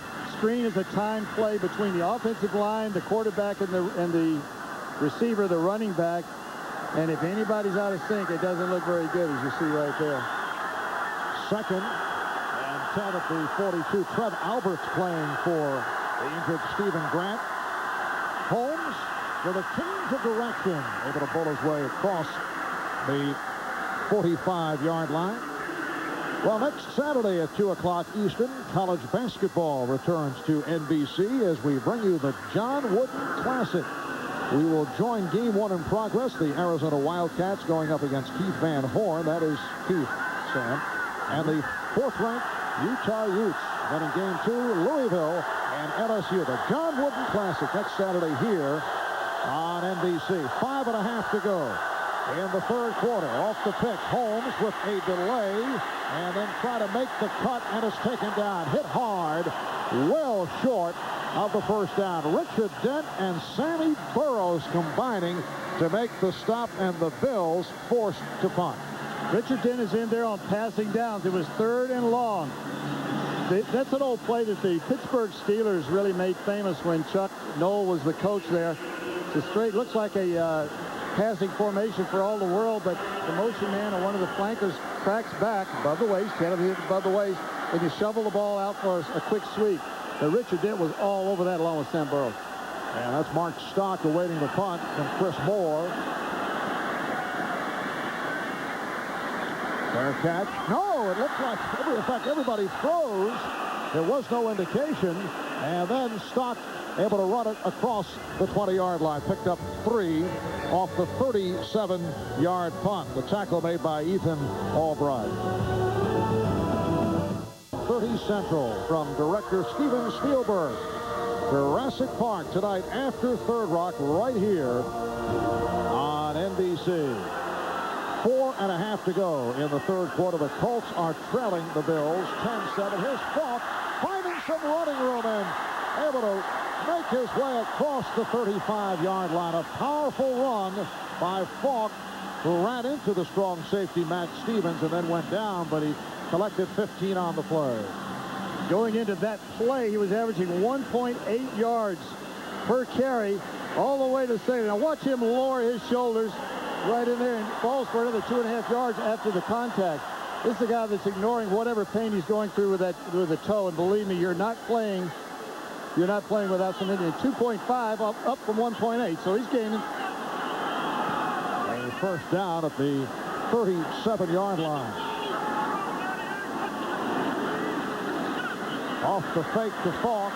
Justin can't find anyone. And that was almost intercepted by Burris. He had a crack at it. Paul Justin throwing a hard ball. It was intended for Marvin Harrison. The play was designed to be thrown back. He's rolling to his right and going to throw back to his left. But you see Marvin Harrison right here. He sees his quarterback in trouble, comes back to the ball, as all receivers are taught to do. You don't run away. You run right back down the sideline. Now, the quarterback's got to throw the ball right down the sideline as well. We're just looking at an inexperienced quarterback. You know, you mentioned earlier, he played in the Arena Football and the World Football League. Of course, Arena's a different style of play, totally different tempo in the National Football League. Justin 11 of 25, only 97 yards. 2nd and 10 out of the short set, and he completes. Sean Dawkins, hauled down by Kurt Scholes. That time a quick hit over the middle, and it's good for 37 yards. And it's the same kinds of throws that they've been making, the quick, short throws. Just a slant. Now, he's going to break right inside, and when he does, he's trying to get there before he gets to Mark Maddox, the linebacker, and then it's a dead sprint. Kurt Schultz just had enough speed to trip him up at the end. Schultz had 2 interceptions a week ago and saves a touchdown right here. Second catch of the day, number 48 on the season. Dawkins, the Colts' leading receiver, sets a first down at the 25-yard line. Here's Falk, and a flag is thrown over at the far side. Phil Hansen with the stop on Marshall Falk. I think Phil just jumped off sides. He was way ahead of the count on that one. Offside, number 90, defense. 5-yard penalty, first down.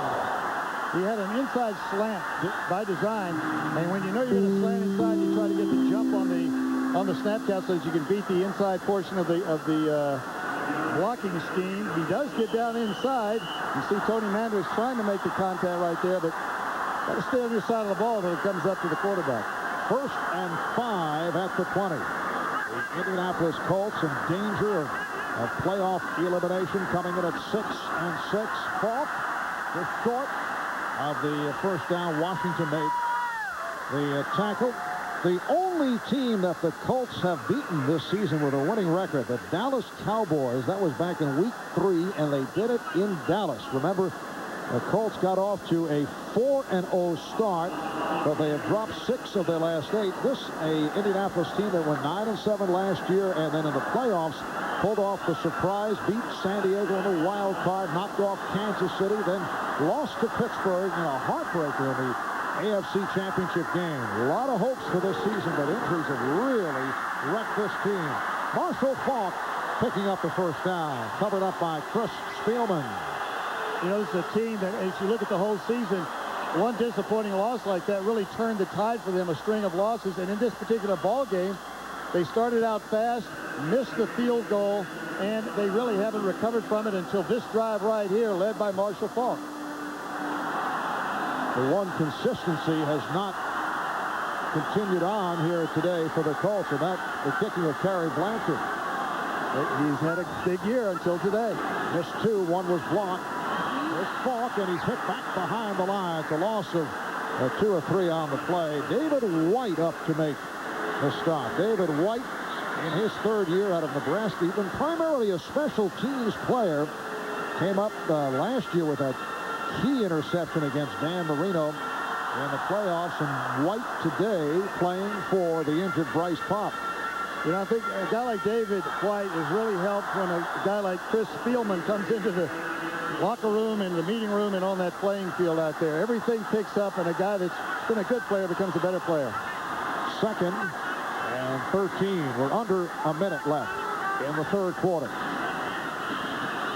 And Justin's pass is caught, and he's picked it up. Justin for Harrison, who is stopped by Spielman. And we've been talking about the fact that Justin has been throwing to the left side when he should be throwing to the right side of receivers. This is by design. Now you're going to see Harrison come inside and then slide back to the outside by design. That was not an adjustment to the route. Therefore, the pass is right there. And they're going to be about 6 yards short of a first down in tough territory because they can make the first down right here to about the 2-yard line, but they've got no room down the field. The defense is going to be playing them tight. Third catch of the day by Harrison. You see time running out in this third quarter, and that will do it. When we resume, a 3rd down and 5 at the 7 after 3. It's the Bills by 3. We'll be back after this from your local station. For the private use of our audience, any rebroadcast or other use of this telecast without the express written consent of the NFL is prohibited. On to the fourth quarter, and Buffalo with a 10-7 lead on Indianapolis. A Marshall Faulk 1-yard run after a 68-yard 12-play drive in the first quarter for the 7-0 Colts lead. And then Collins combining on a 95-yard pass play with Early tied the game. Christie's 24-yard field goal has given the Bills the lead. And a hard hit by Bruce Smith on Paul Justin. He got him from behind, and then a little conversation follows.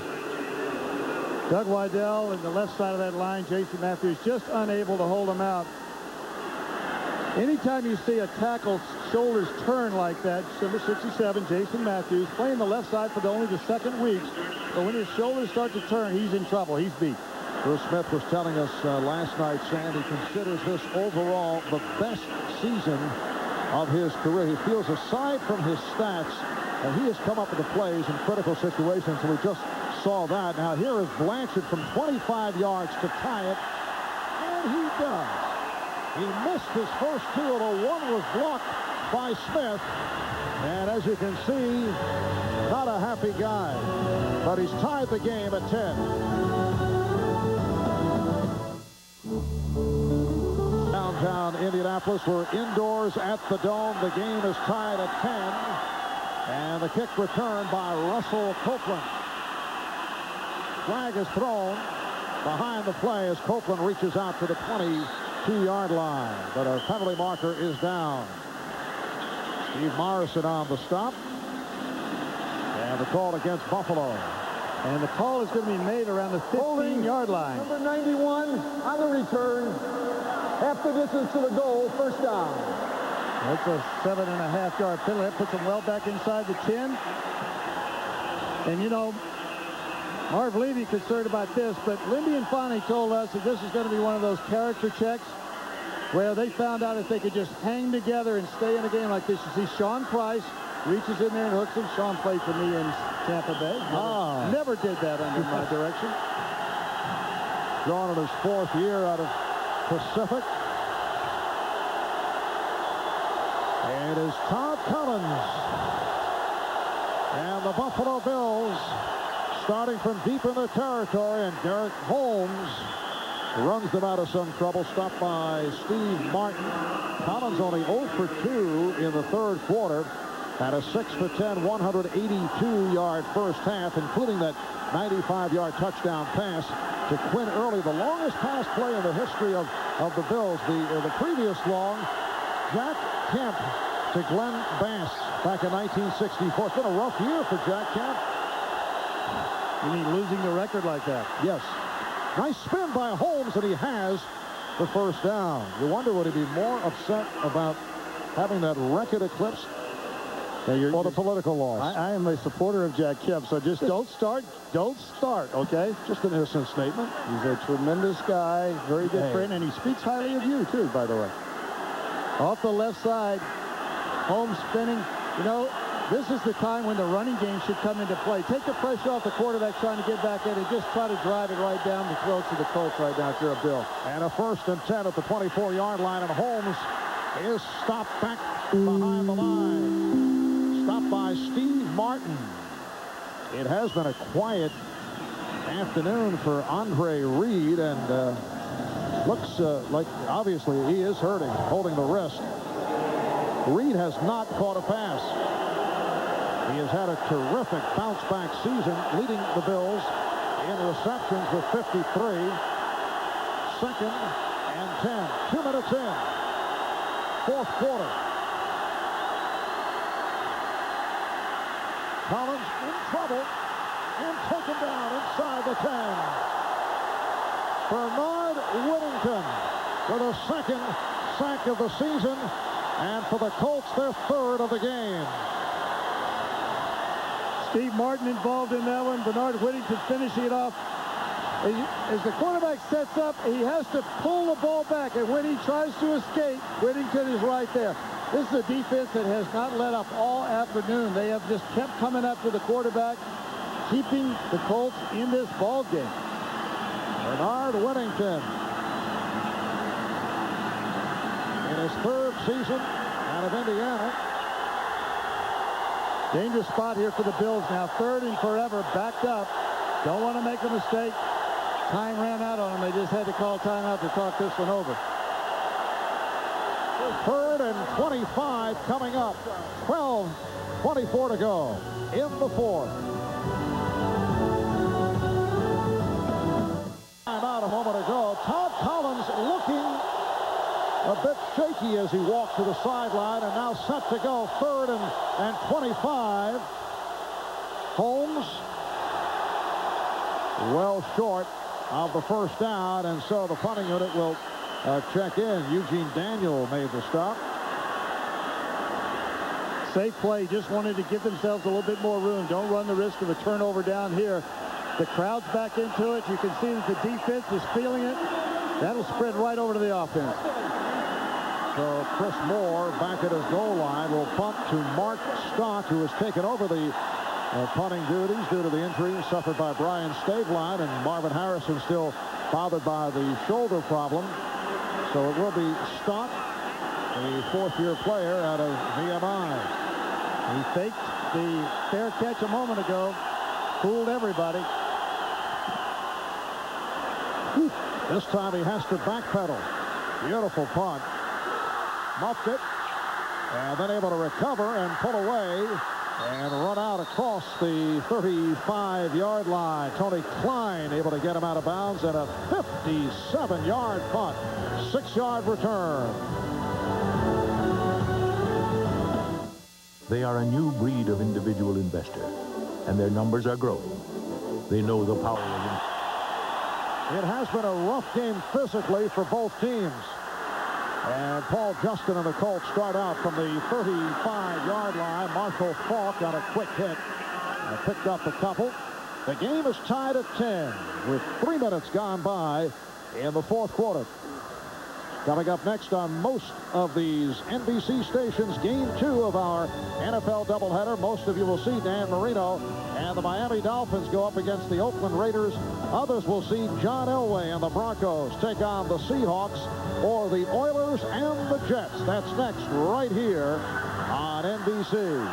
2nd and 9 at the 37-yard line.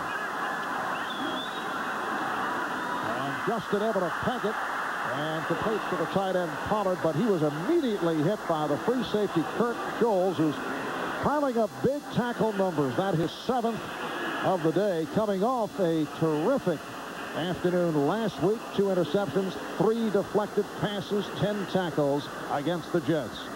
And you see Kurt right here. He's just reacting. He's got man-to-man coverage, it looks like, straight up the field. Allows the catch, but you'll give up every time a yard or two if you can possibly knock the ball loose. Every contact means a chance for a fumble, too, on defense. So a 3rd and long for the Colts. And there's the movement, and a flag is down. Doug Weidel flinched a little bit. Once they go into that three-point stance, they can't move at all. Occasionally a 2-point. False start, number 64, offense. 5-yard penalty, 3rd down. Doug Weidel, the former Lion, former Bronco, former Packer in his 8th season out of Boston College. There he is. You'll see him lean back. All he's got to do, and of course, Phil Hansen is watching the movement as well as the ball. Any movement, the ball has to move too before he can go legally, but any movement that's illegal on the offense, he can kill the play with his movement. This is a reshuffled offensive line for the Colts. Have had all kinds of Problems up front, but they've done a good job here today. 3rd and 14. Look out as Justin is able to complete it. Finding Falk, but short of the first down. Spielman on the tackle. And Bruce Smith lending a hand to Paul Justin. Well, he might as well, because he is sure back there with him. Jason Matthews is just no match for Bruce Smith today.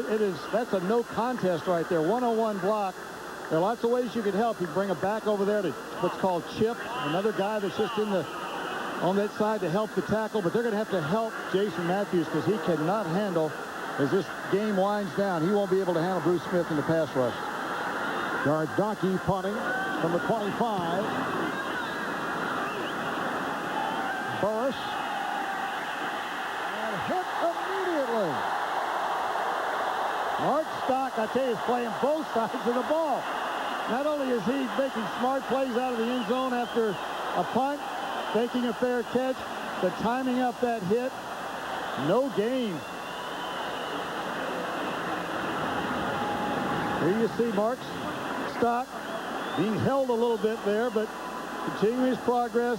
Saw no fair catch signal, kept his eyes open, locked him up. 53-yard punt in for Gardocki, another one inside the 20. So 9:41 remaining in the 4th quarter. And the Bills will start out at their 8-yard line.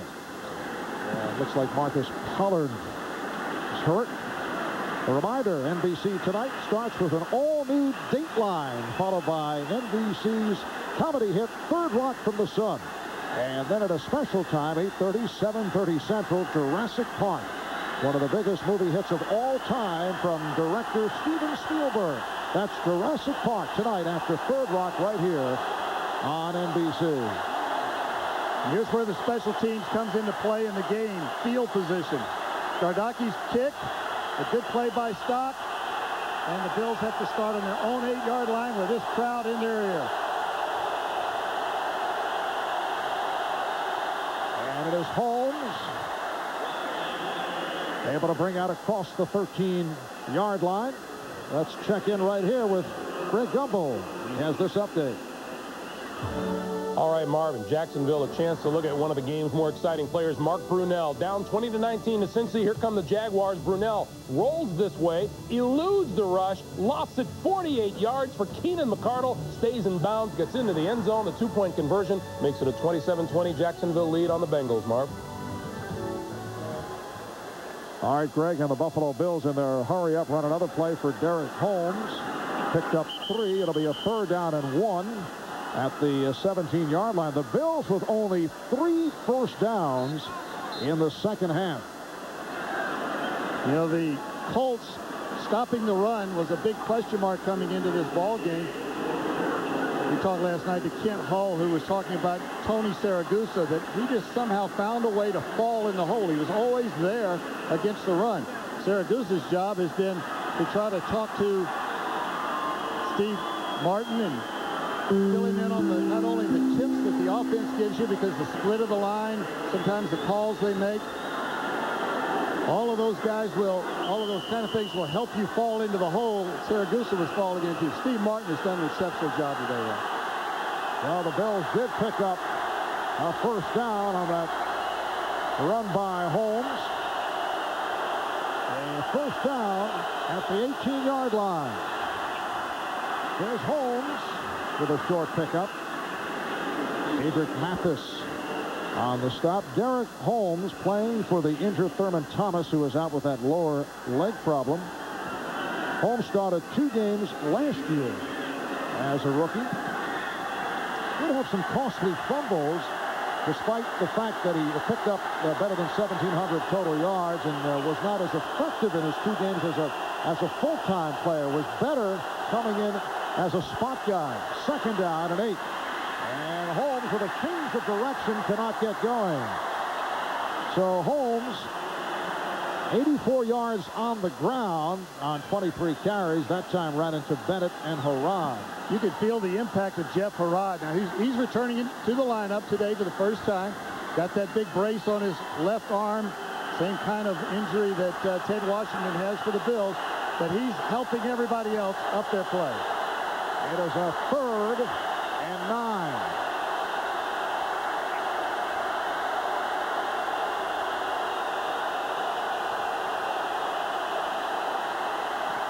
Collins' pass underthrown, intended for Quint Early, who was covered by Eugene Daniel. Jerry Ostrowski's getting up slow. He's got a bit of an ankle problem. It looks like he may have re-injured that one. This is one where the quarterback tries to throw it so quickly that he never gets a full grip on the ball. Poor throw, but good coverage anyway. And Todd Collins in the second half, only 1 of 4 for 2 yards. That has been it. Chris Moore punting to Mark Stock. Mark Stock has been a factor in the second half, able to come up to make the catch, but taken down immediately at the 48-yard line. A 34-yard punt with no return.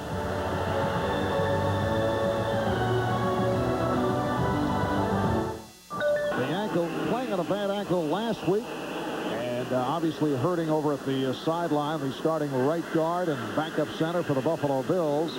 This has been a very tough game physically. Also a moment ago, looked like Sam Rogers took a shot, outside linebacker in his 3rd year out of Colorado. Both teams come in with a host of injuries, and then today the Colts lose Lamont Warren to a sprained ankle. Brian Stabline was hurt. Phil Hansen of the Bills, and there's Warren. Bruce Smith took shots earlier, were forced to leave. First down play. And it's Bruce Smith coming up with his 2nd sack of the day. We're set for another update. Let's check in with Greg Gumbel.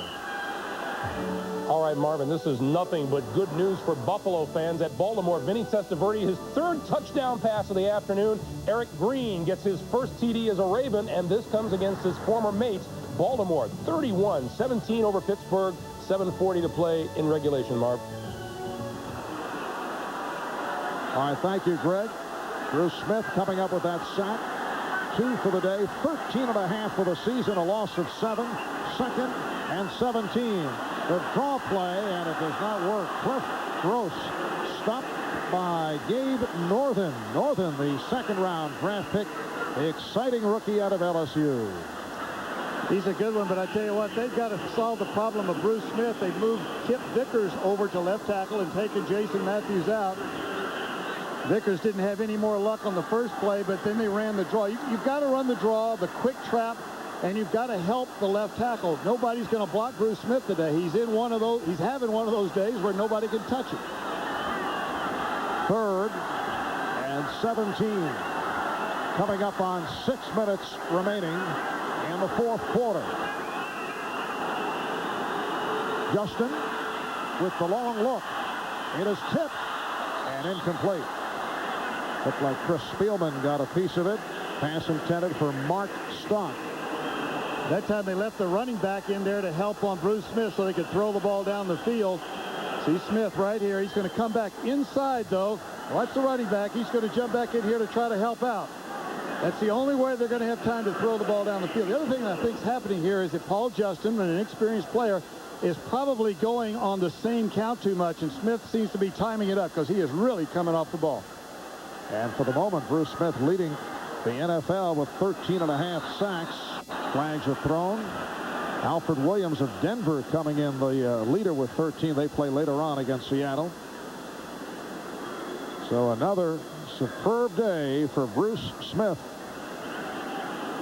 Trev Alberts is claiming that the Bills jumped off sides and were in the neutral zone when he made contact. Encroachment foul, number 87, defense. 5-yard penalty, 4th down. That's Robert Coons, the backup tight end. And Trev Alberts is playing the left guard spot on this punt team. And when Coons moved into the neutral zone, had Trev Alberts not moved immediately, they would have called it on Trev Alberts. But he reacted quickly, and they call that on the defense.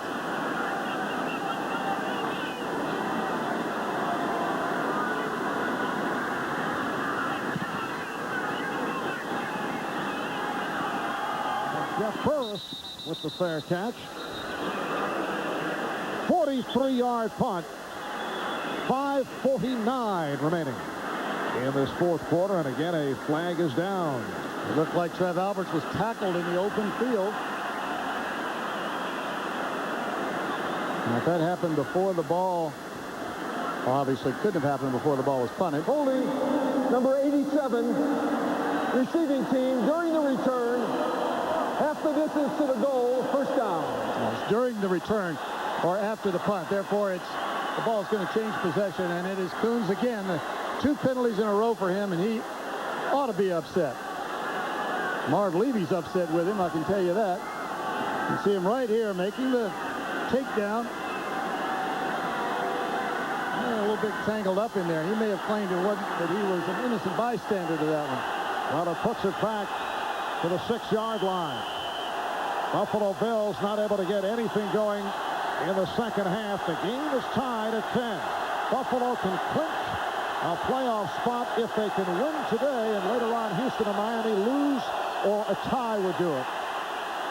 And Collins' pass to the outside, caught by Holmes, a short pickup. Steve Morrison on the coverage. And once again, special teams coming into play here with a little over 5 minutes to go in the game. On the last series, they backed him up to the 8-yard line, this time to the 6. No huddle. Second down and 5. Fourth catch of the day for Derek Holmes. Now Holmes on the draw. And battles his way across the 15-yard line. Needs the 16 for the first down. He was met by Jeff Harrod. Houston playing at the Jets later on, and Miami playing at Oakland later. Those are the games that figure into Buffalo and the possibility of clinching a playoff berth. I don't think there's any question about making the playoffs. The Bills more concerned later on regarding that home field advantage. No question about it. The Bills are 66-14 since 1988 at home. They don't lose often there. On the 3rd and 1, Collins driving ahead. Buffalo Bills claiming they have the first down. No official indication. They've been playing on this end of the field this entire fourth quarter, starting at the 8 twice and the 6-yard line. And it looks like John Pena just hobbled off the field to the Buffalo sideline, and he's hurting. Pena came in with a turf toe, sat out last week. He's been replaced by Corey Lucci, backup tackle. John Pena's their franchise player. Just short.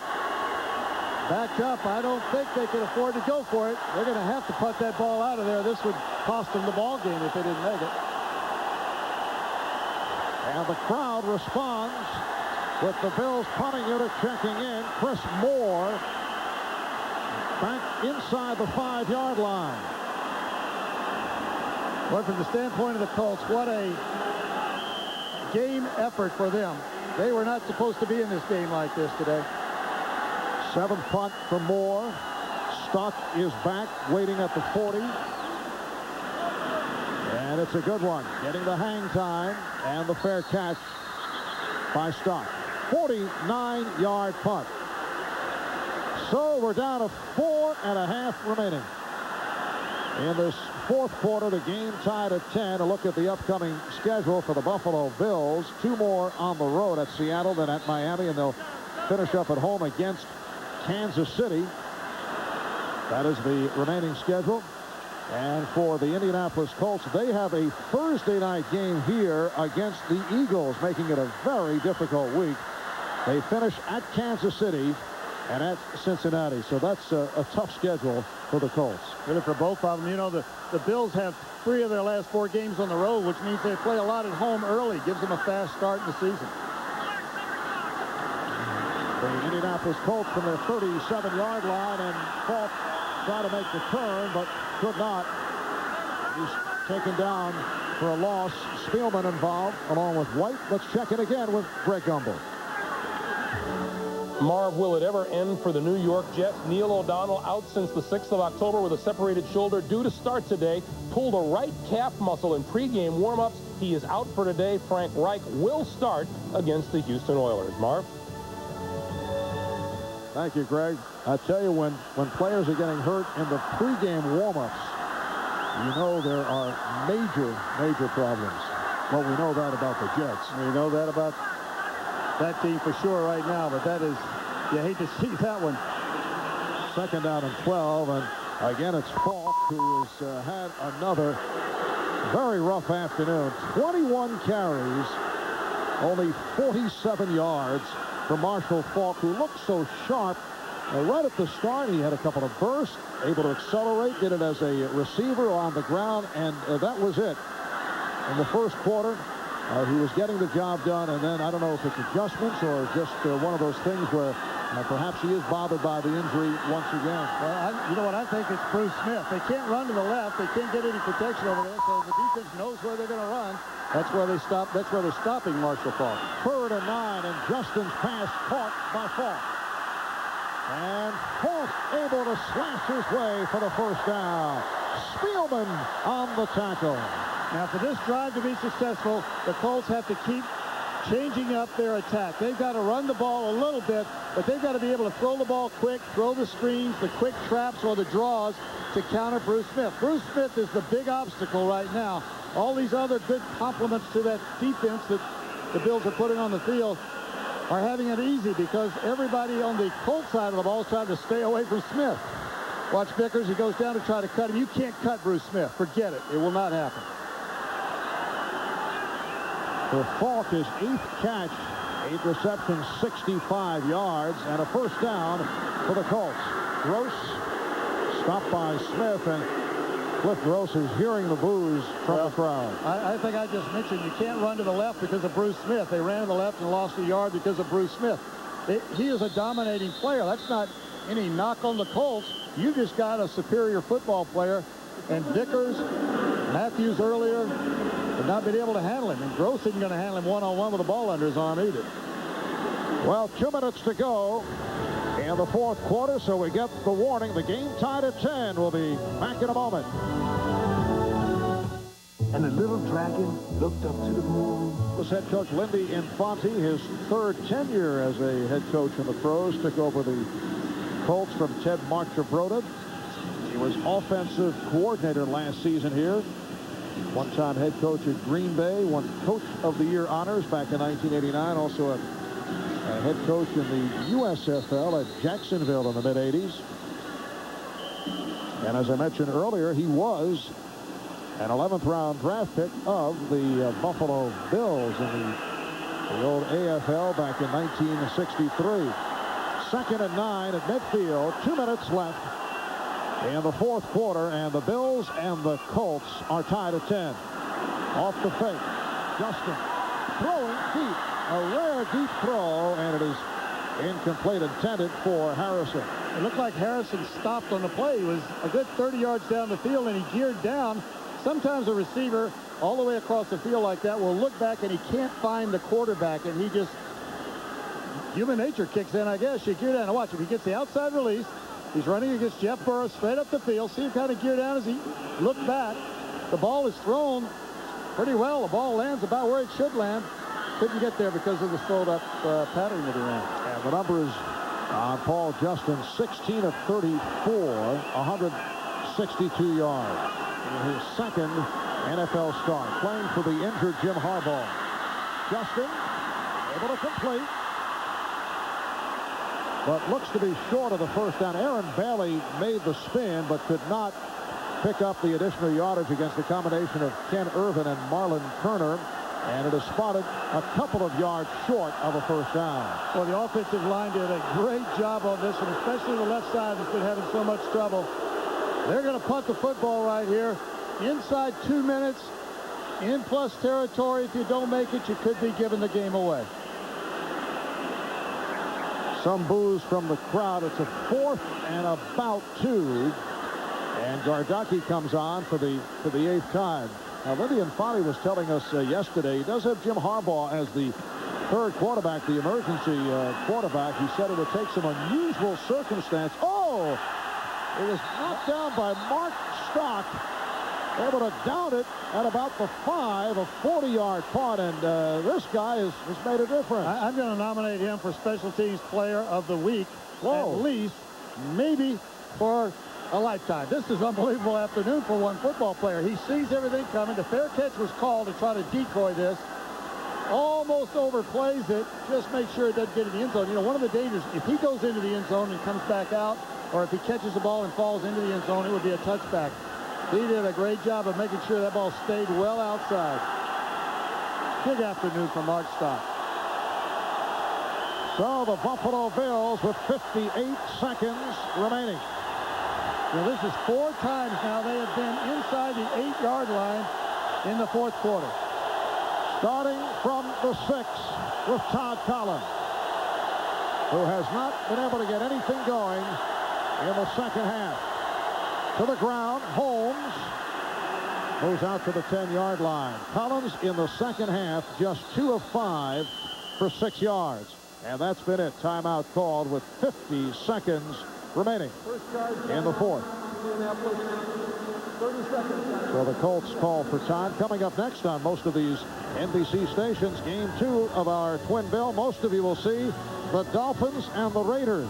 Others will see the Broncos take on the Seahawks or the Oilers and the Jets. That's coming up next year on NBC. And as you saw a moment ago, Greg Gumbel providing us with a highlight. Neil O'Donnell of the Jets, who came off an injury, re-aggravating it in the warm-ups. And he is out, so the one-time Buffalo Bill, Frank Reich, is back as the starting quarterback. Is Jim Kelly today, who is in the role of the emergency quarterback.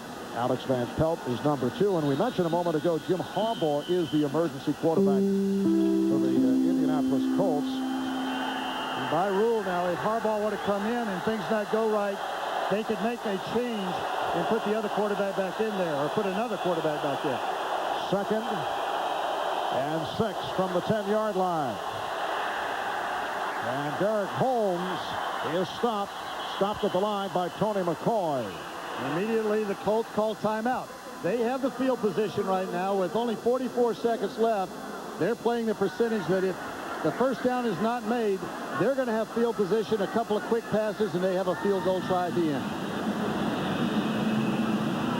So the Colts with 1 timeout remaining, and the Bills with 2. The reason you call timeout on 1st and 2nd down is you're assuming that on 3rd down and 5 or 6, that there's a good chance they'll throw the ball. Incomplete, that stops the clock as well. If they run the ball and don't make a first down, you'll see the Colts call an immediate timeout and try to play offensively with no timeouts. Blanchard, of course, would have to be the guy to come in and be the hero. And he has not had one of his better days, having a terrific season coming into today, 29 of 31, but missed his first 2. One was blocked, deflected by Bruce Smith, and then he was able to hit to tie the game at 10. 3rd down play, 3rd and 6 at the 10. 44 seconds to go in regulation. Well, that's the draw play attempted and did not work, and Holmes taken down for a loss by Ellis Johnson. Backup defensive lineman in his 2nd year out of Florida. He's played well and played particularly well in the 2 games against Buffalo last season. A number 1 draft pick a year ago. Richard Dent causing part of the problem, finished off by Ellis Johnson. Buffalo deciding they weren't going to take any chances, put it in the air. They were going to run the football, force the final timeout in doing so. As you can see, that's a team defense. There was nowhere to go. Buffalo is now going all the way to the sideline. They're going to talk this one over because this is just the situation where you go after the punt. He's backed up. Very little time left, and there will be no timeouts remaining for the Colts when they get the ball. 36 seconds left, 4th quarter, and here is Mark Stock. Remember though, Mark, the clock will stop on change of possession. So after this play, the clock's going to stop. But after that, only an out-of-bounds play will do it, or an incomplete pass. And you can see how deep in his own end zone Chris Moore is, right at the back line. Well, I put somebody right on that center, and they go a quick snap to make sure nobody hits the center and causes a bad snap. All right, Stock on the return and hit down immediately, and a flag comes flying. Beautiful punt, a 50-yarder. Ken Irvin with the coverage, getting downfield in a hurry. With the penalty, though, the Colts are not going to have the field position they wanted. 28 seconds left, no timeouts. We could be looking right at overtime. Buffalo Bills have already been involved in 2 overtimes this season. A win over the Giants, and the earlier meeting, 16-13, over the Colts. Mark Stock got up a little bit gimpy on that one. He's played such a fine football game, been a factor in it all the way. Limped off after being hit quick. Number 40, receiving team on the return. 10-yard penalty, first down. That's Ray McElroy. Again, special teams, everybody in the open field. You're trying to make a quick hit. If you lose the angle, or if the person you're trying to block takes one step the wrong way, you end up out of position, and the penalties are committed.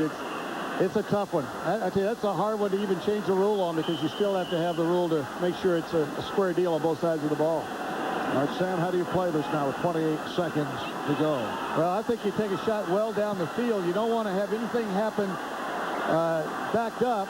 If something happens, make it happen down the field so the field goal is not. Bruce Smith coming in. There's the guy who's giving him problems. And Justin is able to complete. Marshall Faulk out across the 35-yard line. No timeouts remaining, so the clock is running. You see it running down.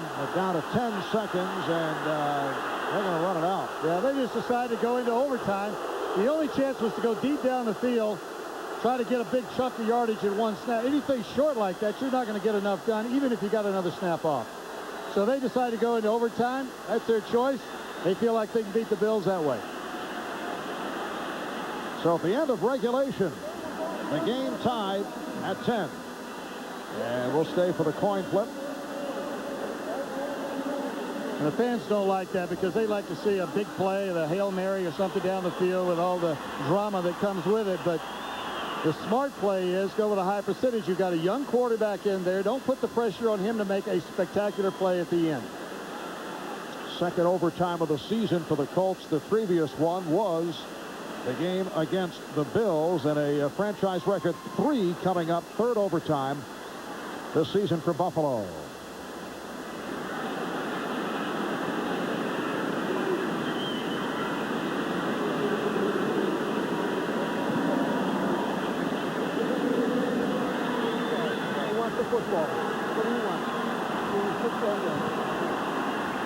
Buffalo won the toss. So the Bills will receive. And with a tie score here in Indianapolis, headed to overtime. We'll be back with the OT after these messages from your local station.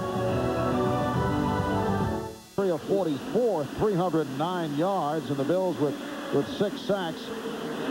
But a different story today. The Bills have accounted for 283 yards overall, but 95 came on one play, 47 on another. And Kerry Blanchard has been a factor, but from a negative point of view today, he's missed 2, which is most unusual. For him this year, it certainly is. And, you know, Marv Levy was talking about how he approached this ball game, that no one game was more important than another. He didn't stress a must-wins kind of thing. That's their approach. Everything is a steady as you go. But he did remind them that we're going in here against a team that it took to overtime to win. And here it is again. He was, his approach was right. And now let's see if the strategy of staying on that even keel pays off in overtime.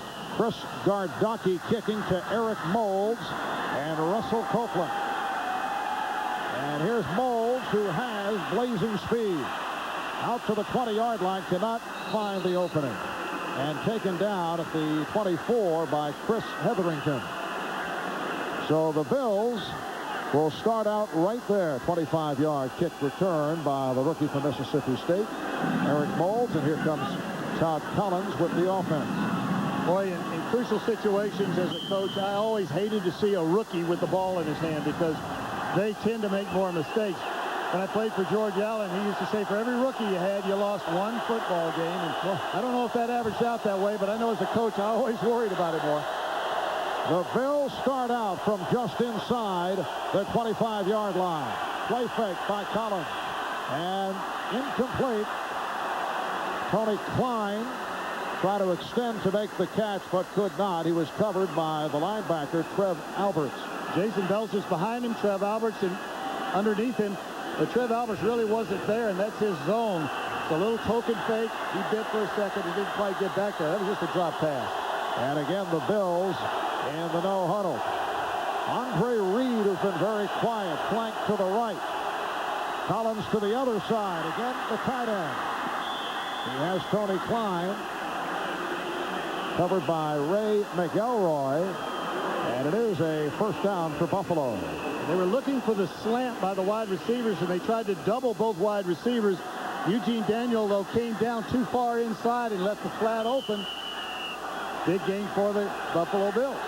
First catch of the day by Klein, and a first down at the 40. Holmes out to the 45-yard line.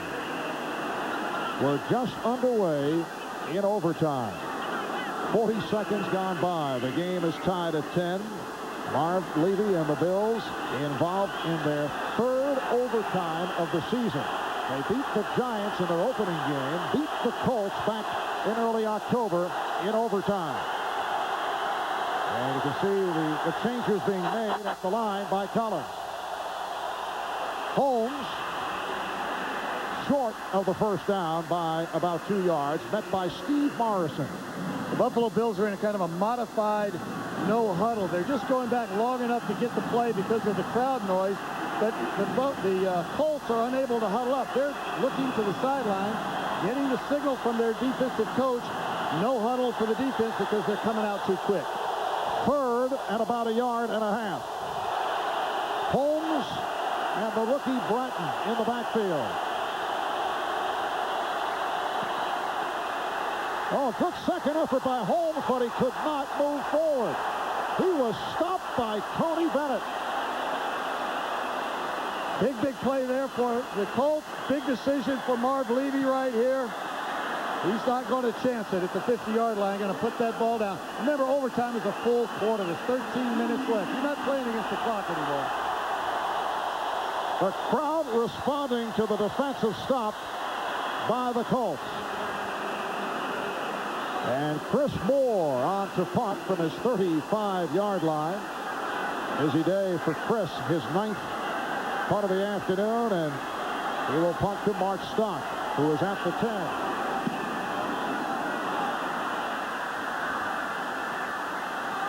And Stock with a circular route to make that catch, and then is hit immediately by Ken Irvin. A 35-yard punt by Moore, so the Colts, with Paul Justin at quarterback, will get the ball back.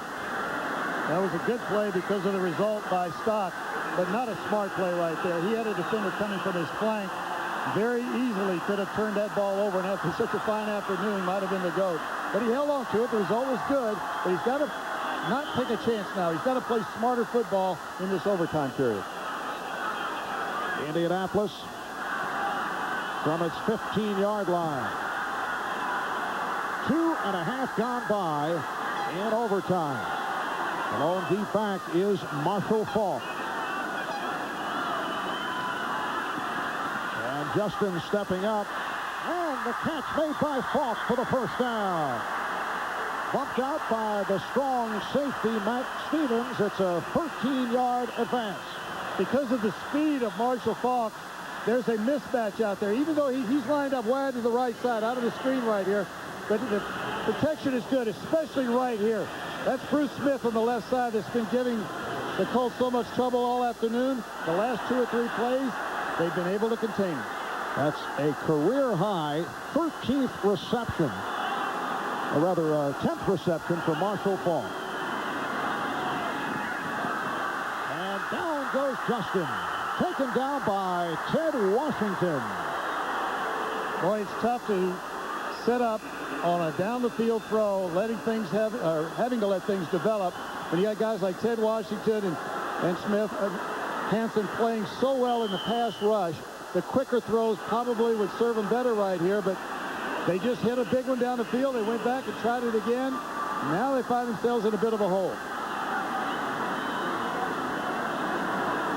Ted Washington, remember, playing with that bad elbow, and you really can't even tell. He's just playing hard. 2nd and 18.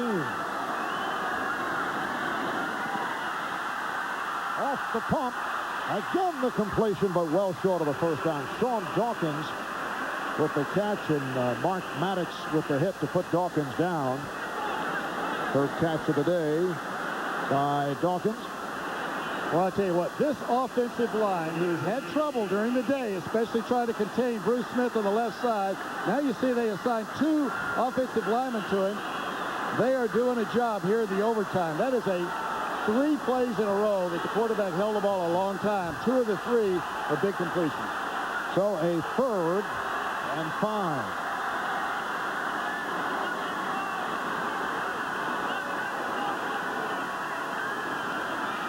Justin again for Dawkins, but he is stopped right at the marker. We'll have to see where they spotted Thomas Smith, the right corner, with the tackle. The Buffalo Bills sending their punt return team out of the field. And now the indication it is a first down. First down picked up by Dawkins and the Colts. And it looked like he had it, and it was a good spot. That wasn't a generous one. The ball it was a slant play to the inside, a quickly thrown ball, knowing the pass rush was going to be coming hard on 3rd down, right in the body. You don't lead a receiver coming across the middle. You throw into his body so that he can protect the ball on the catch. You see the numbers on the sideline there. These numbers are 12 yards from the out-of-bounds marker. And when you get a receiver lining up real wide like that, more than 6 yards outside those numbers, you're looking for the inside throw. That's what they got this in. 9:45 left in overtime. Justin throwing deep downfield and able to complete to Aaron Bailey. A big play for the Colts. Scholes and Stevens on the tackle. It's good for 28 and a first down.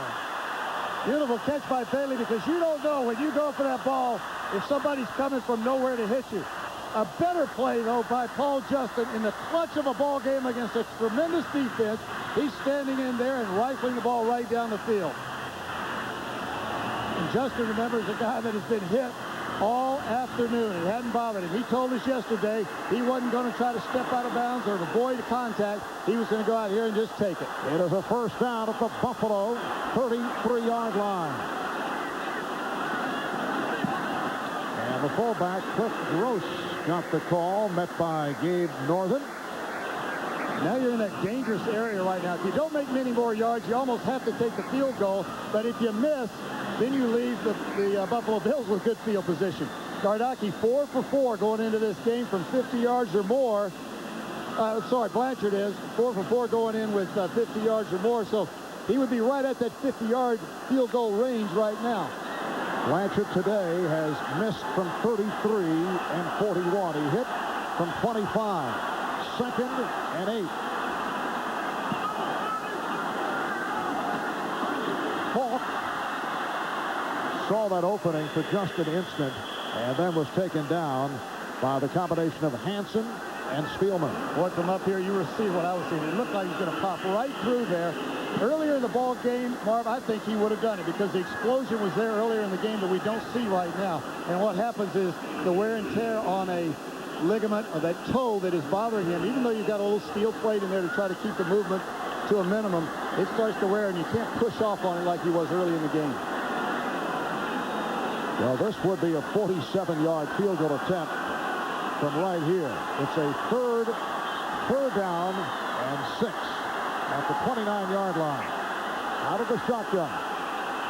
The handoff to Falk.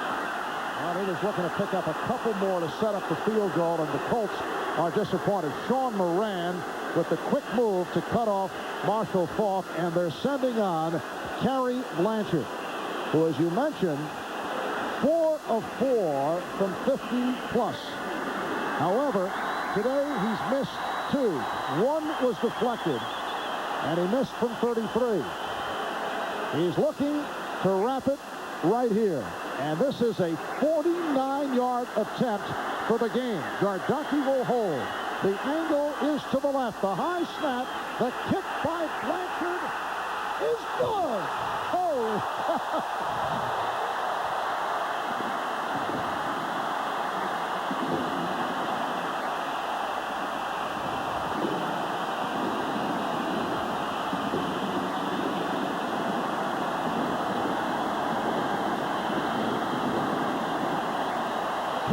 Blanchard from 49 yards away to beat the Buffalo Bills in overtime.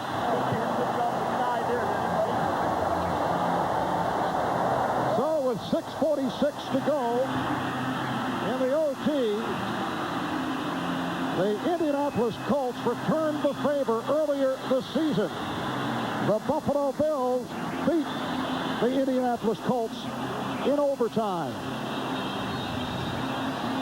So that's the end of the 4-game win streak by Buffalo. They dropped to 9-4, while the Colts still alive at 7-6. 8:14 into overtime. The game winner by Kerry Blanchard. NBC.